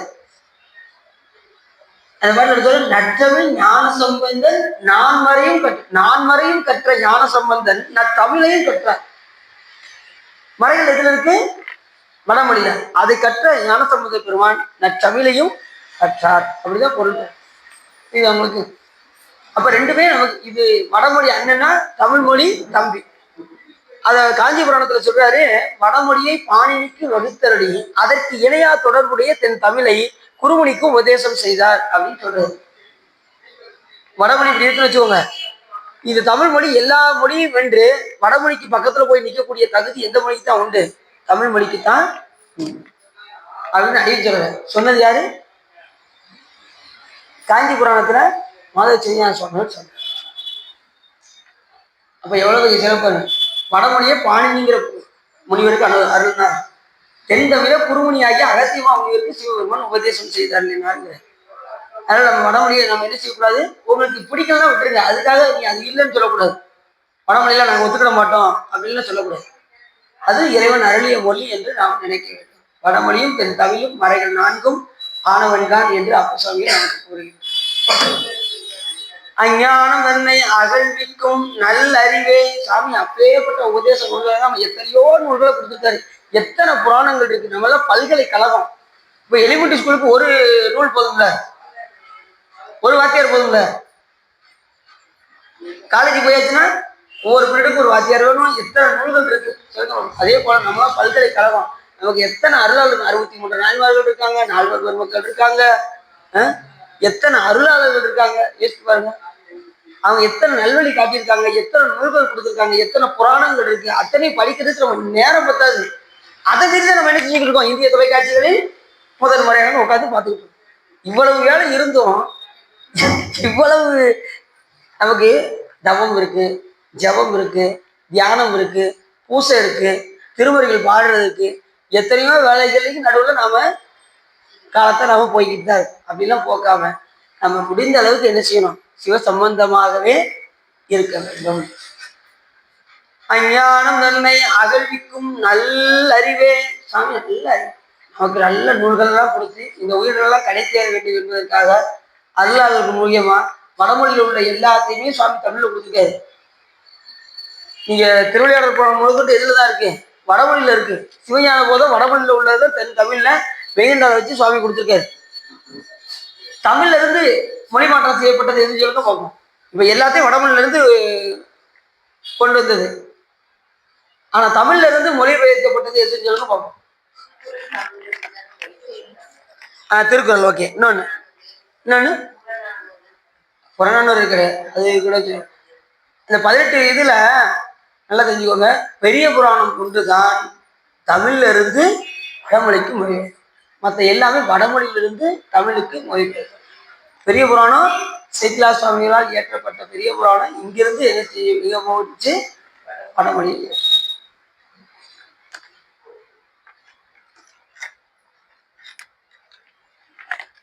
அப்ப எவ்வளவு சிறப்பு பாருங்க.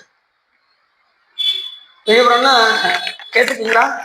பெரிய புராணம் கேட்டு சுந்தர மகாதேஸ்வரர் பேசிப்பாங்கல்ல. சரி. அப்படி அஞ்ஞானம் தன்னை அகழ்விக்கும் நல்ல அறிவே.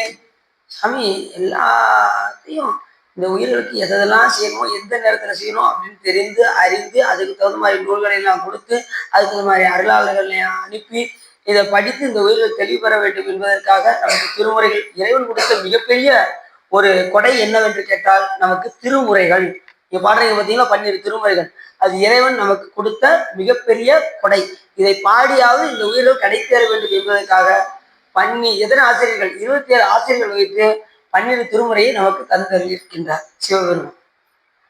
அது மட்டும் இல்ல, அந்த 27 ஆசிரியர்ல இப்ப அந்த 27 ஆசிரியர் என்னையும் ஒரு ஆளா சேர்த்துக்கோங்க அப்படிங்கிறது. 11ஆம் திருமுறையில முதல் பாடல் யார பாடினது? சிவபெருமான் பாடினது. திரு ஆலவாய் உடையார். மதிமணி புரிசை யார் பாடினது? சிவபெருமானே பாடின பாட்டு. மதிமணி புரிசை மாடக்கூடல் பதிவிசை நிலவு பால்நில வரி சிறகு அன்னம் பயிர்கொழில் மன்னிய சிவன் யான். சிவபெருமானே சொல்றாரு மன்னிய சிவன் யான். அதாவது நிலைபெற்று எந்த நிலையிலும் நிலைபெற்று விளங்கக்கூடிய மதுரை எம்பதியிலே இருக்கக்கூடிய சிவன் நான் எழுதி கொண்ட மடல் என்னவென்றால், வருகின்ற பானபத்திரர் எப்படிப்பட்டவர் தெரியுமா? நீ எப்படி என் மேல அன்பா இருக்கின்றையோ அதுல கொஞ்சம் கூட குறையாத அன்பையுடையவர் இந்த வர்ற ஆளு அப்படின்னாரு. தன்போல் என்பா அன்பன் தன்பா காண்பது கருதி போந்தன் மாண்பொருள் கொடுத்து. எப்படி பாட்டு சிவபெருமான் எழுதுனா சும்மாவா இருக்கும்? அனுப்புனர் பெருனர் என்ன மேட்டு கரெக்டா சொல்லிக்கிறான். அனுப்புனது சிவபெருமான், பெருனர் பெறக்கூடியவர் பானபத்திரர். போய் யாருக்கு அந்த லெட்டர் சேரணும்? சேரமான் பெருமாள் சேரலான்னு காண்க. என்ன நிச்சயமா மான்பொருள் கொடுத்து வரவெடுப்பது. எப்படி எப்படி ஒரு லெட்டர் பாருங்க. 8 வரியில சிவபெருமான் நச்சுன்னு எழுதியிருக்காரா? அதான் சிவபெருமான் திருவள்ளுவர். இதுக்கு பேரு சீட்டுக்கல்வின்னு பேர். இந்த மாதிரி சுருக்கமா எழுதுறது பேர் என்ன பேரு? சீட்டு. அது திருமுக பாசனம். திருப்பாசனம் எழுதியது திரு ஞானசம்பந்த பெருமான். இது திருமுகப்பாசனம் பேர். சரி, திருப்பாசனம் என்ன பாட்டு சொல்லுங்க பார்ப்போம். ஞானசம்பந்த பெருமான் அது ஒண்ணுதான் ஞானசம்பந்த பெருமான் கையினால எழுதுனது. மற்ற நேரம்லாம் ஞானசம்பந்த பெருமான் பாட அவருடைய மாமா சம்பந்த சரணாலயர் எழுதி கொண்டே வந்தார். அவர் பாட பாட இந்த ஒரு பதியத்தை மட்டும் ஞானசம்பந்த பெருமானே கையால் எழுதினார். என்ன பாட்டு சொல்லுங்க பார்ப்போம். வாழ்க அந்தனர்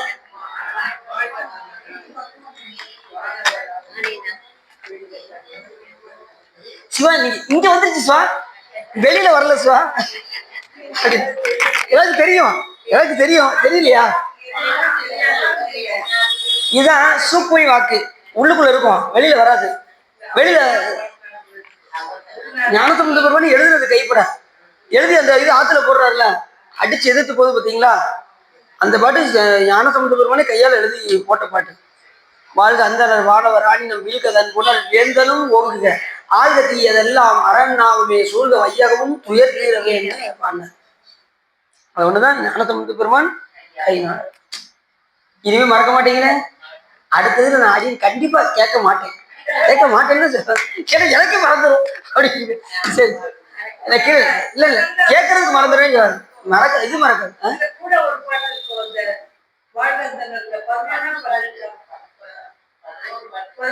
பதினொரு பாட்டு தான், 11 தான்.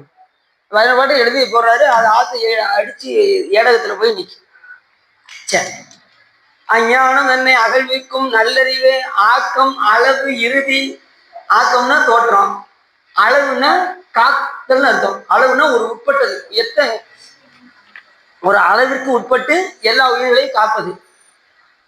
ஆக்குவாய் காப்பாய், அழிப்பாய் நல்லது முடிவு இறுதி. அப்ப தோற்றம், நிலைநிறுத்துதல், ஒடுக்குதல். ஆக்குவாய் காப்பாய் அழிப்பாய் அருள் தருவாய். இப்ப நல்லா தெரிஞ்சுக்கோங்க, அதாவது இந்த உயிர்களுக்கு தனு கரண புவன போகங்களை தருவது படைத்தல்னு அர்த்தம். இந்த உயிர்களுக்கு என்ன கொடுப்பாரு சாமி? இந்த மண்ணுக்கு உடம்பு கொடுத்ததுமே, இப்ப அதாவது உருவமற்ற நிலையில இருக்கும்போது, இந்த உயிர்கள் வந்து உருவமற்ற நிலையில கேவல நிலையில இருக்கும்போது, இந்த உயிர்கள் மேல் கருணை வைத்து இறைவன் எல்லா உயிர்களுக்கும் பாரபட்சமின்றி ஒரே நுண்ணுடம்பை இறைவன் வழங்கினார். அது வந்து சூக்ம உடம்புன்னு பேரு. அந்த உடம்பு கொடுத்தது இது வந்து வினை செய்ய ஆரம்பிச்சதுனால அதுக்கு தகுந்த மாதிரி உலகங்களையும் உலகத்தையும் இறைவன் படைக்க வேண்டியதாயிடுச்சு. அப்படி படைக்கும் போது இந்த உயிர்களுக்கு சுவாமி என்ன கொடுக்குறாரு? தனி என்பது உடம்பு, கரணம் என்பது மனம் புத்தி சித்தம் அகங்காரம் என்கின்ற கருவிகள். அப்புறம் வந்து தனு கரணம், போனம் என்பது இந்த அனுபவிக்கக்கூடிய உலகம், போகம் என்பது அதை அனுபவிக்கக்கூடிய பொருள்கள். தனி என்பது உடம்பு, கரணம் என்பது மனம் புத்தி சித்தம் அகங்காரம். இது இருந்தால் தான் நீங்க என்ன செய்ய முடியும்? இந்த உலகத்துல நீங்க சஞ்சரிக்க முடியும். மனம் இருந்தால் தானே இதை விரும்புது, அதை விரும்புது, இதை விரும்புது, அங்க போனுக்குது இங்க போனுக்குது. புத்தி உடனே அது நிச்சயம் பண்ணுது, கண்டிப்பா அங்க போயிரு, தேவார மடத்துக்கு போ, அப்படின்னாதான் நீ கடை தர முடியும். அங்க போய் நீ என்ன பண்ணு, திருமுறையில் அடியாரோடு சேர்ந்து பாடு, இல்லையோ உனக்கு இந்த வாழ்வு அவ்வளவுதான் அப்படின்னு மனம் சொல்லுதான். புத்தி நிச்சயிக்குதான். நீங்க நேரத்துக்கு தேவார மடத்துக்கு வரீங்களா, திருமுறையை பாடுறீங்களா, அப்ப கடை தேர்றீங்களா? அப்படித்தானே? இல்லைன்னா கடை தேர்றது ரொம்ப கஷ்டம். அடியாரோடு சேர்ந்து இணங்கி பாடினா தான் நம்ம கடை தேர முடியும். ஆயிடுச்சா? முடிச்சிடும் கொஞ்சம் ஒரு வரி மட்டும். அக்குவாய் காப்பாய் அழிப்பாய் அல்வருவாய். அதுவே ஆக்கம் அளவு இறுதி இல்லை. அதாவது படைத்தல் என்பது தனு கரண புவன போகங்களை கொடுப்பது. தனு என்பது உடம்பு, கரணம் என்பது அந்த கரணங்கள், புவனம் என்பது உலகம், போகம் என்பது அது அணிவிக்கக்கூடிய பொருள். அணிவிக்கக்கூடிய பொருள்னாலும் நம்ம நினைக்க முடியாது, இந்த உலகத்துல வாழ முடியாது. இத்தனையும் சாமி கொடுக்கல. இதுக்கு இந்த கொடுக்கறதுக்கு பேர் என்ன பேரு? படைத்தல். காத்தல் என்பது அதை நிலைநிறுத்தி வைத்தல். ஒடுக்குதல் என்பது கடைசி எல்லாத்தையும் வாங்கிக்கொள்ளும். அதனாலதான் மாணிக்கது சொல்றது வச்சு வாங்குவாய் பாரு. பஞ்ச புலனை வச்சு வாங்குவாய், உன் கோயில் வாசலில் பிச்சை நாக்கினாய், பெரிய அன்பருக்கு உரிய நாக்கினாய், தான் வளர்த்தது நச்சி மரம் ஆயினும் போலா, நானும் அங்கனே உடைய நாதனே அப்படின்பாரு மாணிக்கவாசகர். அவங்க எதுல வச்சு வாங்குவாரா? இந்த மாயையில் நம்மளை வச்சு கடைசி எது செஞ்சுருவாரு? சாமி கொடுக்கும் போதே இறைவனை நினைச்சு நீங்க எதனாலும் அனுபவிச்சீங்கன்னா அது நல்லா உடம்புல போய் சுத்த ரத்தமா ஆகும். அவரை மறந்தோன்னு வச்சுக்கோங்க, மறந்து செய்யறதுக்கு போறப்ப சுகர் வரும், பிபி வரும், எல்லாம் வரும். ஒருத்தரை கூட்டு போனேன், நம்ம நண்பர் ஒருத்தர் இருந்தாரு. வாங்க, அவர் ரொம்ப பயந்தாரு, சுகர் இருக்க மாதிரி தெரிஞ்சு, கொஞ்சம் வாங்க செக் பண்ணி பார்ப்போம் அப்படின்னாரு. சரி கூட்டு போனது செக் பண்ணி பார்த்தாங்க. சுகர் 430. இது 430? இனிமே நான் சோறு சாப்பிடவே முடியாதா அப்படின்னாரு. நீங்க இனிமே சோறை நீங்க பார்க்காதீங்க அப்படின்னாரு. ஏன் அப்படின்னா கொடுக்கும் போது இறைவனை நினைச்சு சாப்பிட்டுருந்தா அது என்ன ஆயிருக்கும்? சுகர் இல்லாம இருந்திருக்கும். அவரை சுத்தம் கோயிலுக்கே போறது கிடையாது. நான் ஆரம்பத்துல சொல்லுவேன், கோயிலுக்கு வாயா, சாமி கும்பியா, திருமொழி படிக்க வாயா, அதெல்லாம் உடச்சுதான். இங்க பாரு சரவணா, எதையெல்லாம் நீ கம்பேர் பண்ணாத, போய்கிட்டே இரு அப்படின்னாரு. இப்ப 430 என்ன இருக்கு? டெய்லி மாத்திரை சாப்பிட வேண்டிய நிலைமை இது அவங்களுக்கு. அதனால இறைவனை நினைந்து கொண்டிருந்தால் நமக்கு என்ன செய்ய வேண்டியதில்லை, சுகர் வராது. சுகரும் என்ன ஆயிரும்? நார்மலா. அதே மாதிரி பெரிய புராணம் ஒரு இடத்துல எடுத்தேன், நம்ம வெங்கானூர். அந்த வெங்கானூர்ல சொற்பொழி பேசிக்கிட்டு இருக்கும்போது பெரிய புராணம் கேட்கறவங்களுக்கு பெரும்பாலும் சுகர் வராது, வந்துருச்சுனாலும் போயிடும் அப்படின்னு. அதை ஒருத்தருக்கு ஒவ்வொரு மாசமும் கேட்க வரும்போது அந்த லிஸ்ட்டை ஒவ்வொன்றா டெஸ்ட் பண்ணி ஒரு லிஸ்ட் போட்டு பின்னடிச்சு கொண்டு வந்து சிவா நீங்க சொன்னது சரிதான் சிவா, இப்ப நார்மலா இருக்கு, இங்க மாறுங்க அப்படின்னாரு. பார்த்தா 470 இருந்து மறு மாசம் 350 இருக்கு. அதுக்கப்புறம் 220 வந்திருக்கு. இப்படி ஒவ்வொரு மாசமும் சொற்பொழி கேட்க கேட்க அவர் குறைஞ்சு கடைசி இப்ப 107 இருக்கு சுவாமினாரு. எப்படி பாத்தீங்களா? அவர் எனக்கு டெஸ்ட் பண்ணி வந்து அது பின்னடிச்சு வர கொண்டு வந்து கொடுத்தாரு. அதான் ஆச்சரியமா போச்சு. எல்லாம் பெருமாள் திருவருள் அப்படின்ட்டு அவர்கிட்ட கொடுத்து இனிமே தொடர்ந்து பெரிய புராணம் கேளுங்க அப்படின்னு. அது தொடர்ந்து இப்போ வரைக்கும் கேட்டுட்டு தான் இருக்காரு. செல்ல கேட்கிறாரு அவங்களுக்கு. சரி, அதனால நீங்க விமானம் புகழை பாடிக்கொண்டே இருந்தால் நமக்கு சுகர் வராது, பிபி வராது. நீ எதை பத்தி கவலையே பட வேண்டாம். சாமியை போற்றி பாடினாலே நமக்கு எல்லாம் சரியா இது அவங்களுக்கு. ஆக்கம் அளவு இறுதி இல்லாய சாமிக்கு என்ன கிடையாது? தோற்றம் ஆக்கம் இது எதுவுமே கிடையாது. அவருக்கு எல்லாமே எல்லாம் அவருக்கு உட்பட்டது. அவர் படைக்கணும். அவருக்கு வந்து படைத்தல் கிடையாது, அவருக்கு வந்து தோற்றம் கிடையாது, இறுதி கிடையாது. அவர் வந்து ஆதியும் அந்தம் இல்லாத அருட்பெரும் ஜோதி சிவபெருமான். ஆதி வந்தமில்லாத அருள் பெரும் ஜோதி. நமக்குதான் எல்லாமே உண்டு, அவருக்கு எதுவுமே தோற்றம் கிடையாது, முடிவு கிடையாது. சாமி வந்து அனாதி. இந்த உயிர்களும் அனாதி. நடத்தஞ்சு இந்த உயிர்களுக்கும் அனாதி தான். சிவபெருமான் என்று நீ அன்று நான்.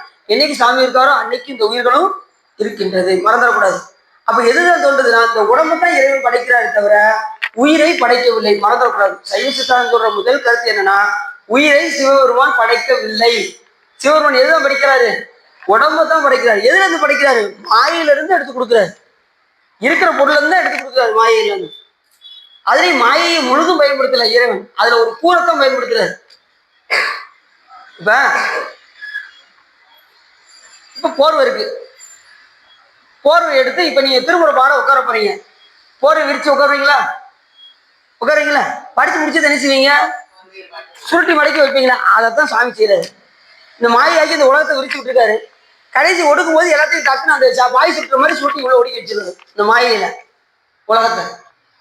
அதுல ஒரு கூறு தான் இந்த உலகம். இது அவங்களுக்கு இப்படி எண்ணில்லாத உலகம் இருக்கு, எத்தனையோ கோடி அண்டங்கள் இருக்கு. இது அத்தனையுமே சிவபெருமானுக்கு அந்த மாயில ஒரு கூறு தான்.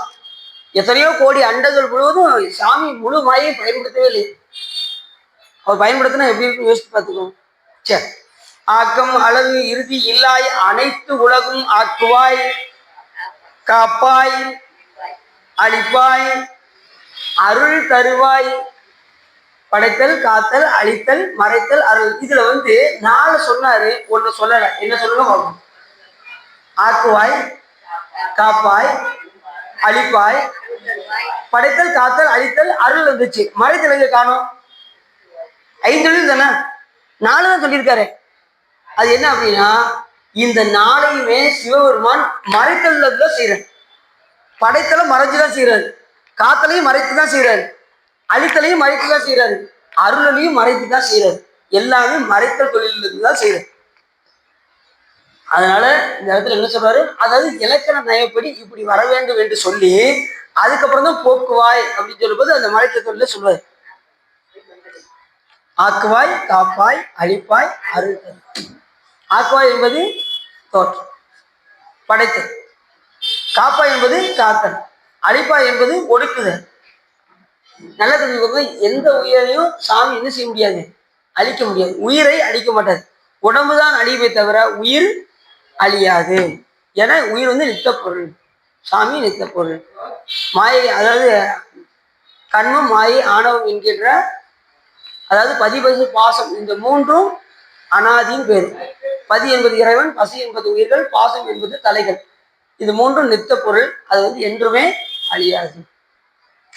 இப்ப இந்த உயிரினுடைய குணத்தை நீக்க முடியாது.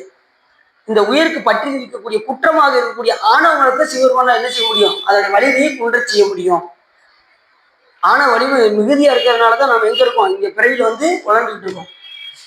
குற்றத்தை நீக்கிடலாம், குணத்தை நீக்க முடியாது. புரியுது அவங்களுக்கு? இப்ப நமக்கு குற்றமா இருக்கிறது எது? ஆணவ மலம் என்கின்ற குற்றம் நம்ம கிட்ட இருக்கு.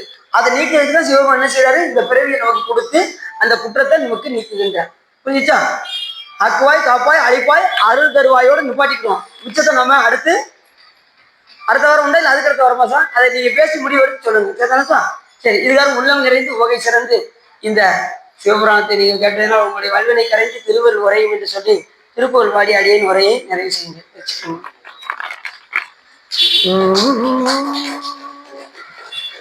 உனை தினம் தொழுதிலன் உனதியல் வினை உரைத்து லன்பல மலர் கொடு உனதடியினை புறப்பணிந்திலன் ஒரு தவமிலன் உனதருமாறா உலக்கு நம்பின உலகிடம் அருகிலன் இருப்பொடுந்திகரம் பல வருகிலன் ஒப்பொடுங்குகள் புதி செய்ய விலகிலன் மலை போலே கனைத்தடும்பகடது விடமிது கரு கருத்த விஞ்சிட மரடித நுழையின கதித்தடந்தறி கையிலொடு கதை கொடு ஒரு போதே கலக்கரும் ஒளிவர அறிகுறு கருத்து நைந்து அலமொரு தலைமைகள் கணத்திலன் பய மரமையும் முதுகினில் வருவாயே விதைத்தனந்தனில் அழகிகள் புதிகள விழுக்குடைந்து மெய் குசிததை உண விழித்த குந்தியர் எனும் அவுனையாவர் பொறிவேலா மிகுத்தவன் பொய் மொழி அழகிய கொடிச்சு பொங்குமம் அடைமுகளுடனரை விரைத்த சந்தன மிருகபத புயவரை உடையோனே தினத்தினஞ்சதி மறை முடிமுறை கொடு உணச்சொருந்திலன் பொதிய வினவரோடு தினத்தை நிந்தனை செய்யும் முடிவரதோட மகிழ்வோனே தனத்தனந்தன என வழி அணிநரைத விட்ட அன்போடு பருவிய கொள்கைகள் திருப்பரங்கிரி தனி உரை சரவண பெருமானே. கைலாய பரம்பரையில் சிவஞான போத்தன் திரிகாட்டும் வெண்ணை பயில்வாய் வெகண்டால் வந்ததிக்கோர் விஞ்ஞான பானுவாகி குயிலாரும் மொழி திருவாவிட தெரிவாள் வச்சிவாய தேவன் கைலாய மரமொழிவன் திருமரபி நீட்டூணி தலைக்க மாதோ பவப்பெரும் கடலை கடந்ததற்கு வரமன் வகுத்த அருணரியை ஓப்புடன் உயிர்கள் கடைபிடித்து உய உதவும் துரசை ஆதனத்தில் தவப்பிரகாசம் தரணி இயங்கும் தன்னல் செங்கோல் உச்சியம் சிவப்பிரகாச தேசியின் வளத்தால் சென்னியில் கொண்டு போட்டிருமே வான்முகில் வளாது பெய்க மடிமணம் துறக்க மன்னன் கோன்முறை அரசு செய்க வரையில்லாத உயிர்கள் வாழ்க நான்முறை அரங்கள் உங்க நற்றவம் வேண்டில் வாழ்க மேன்மைகள் சைவ நீதி விளங்குக உலகமெல்லாம் பையம் நீடுக மாமலை பண்ணுக மெய் விரும்பிய அன்பர் விளங்குக சைவ நன்னடிதான் தலை தோங்குக தெய்வன் திருநீர் சிறக்கவே திருச்சிட்டமும் நம்ம பார்வதி பதையே என்னால் இடுவனையை போற்றி என்னால் வெற்றிவேல் முருகனுக்கு திருச்சிட்டம்பலம் தில்லையம்பலம் பொன்னம்பலம் அருணாச்சலம் ஏகாம்பரம்.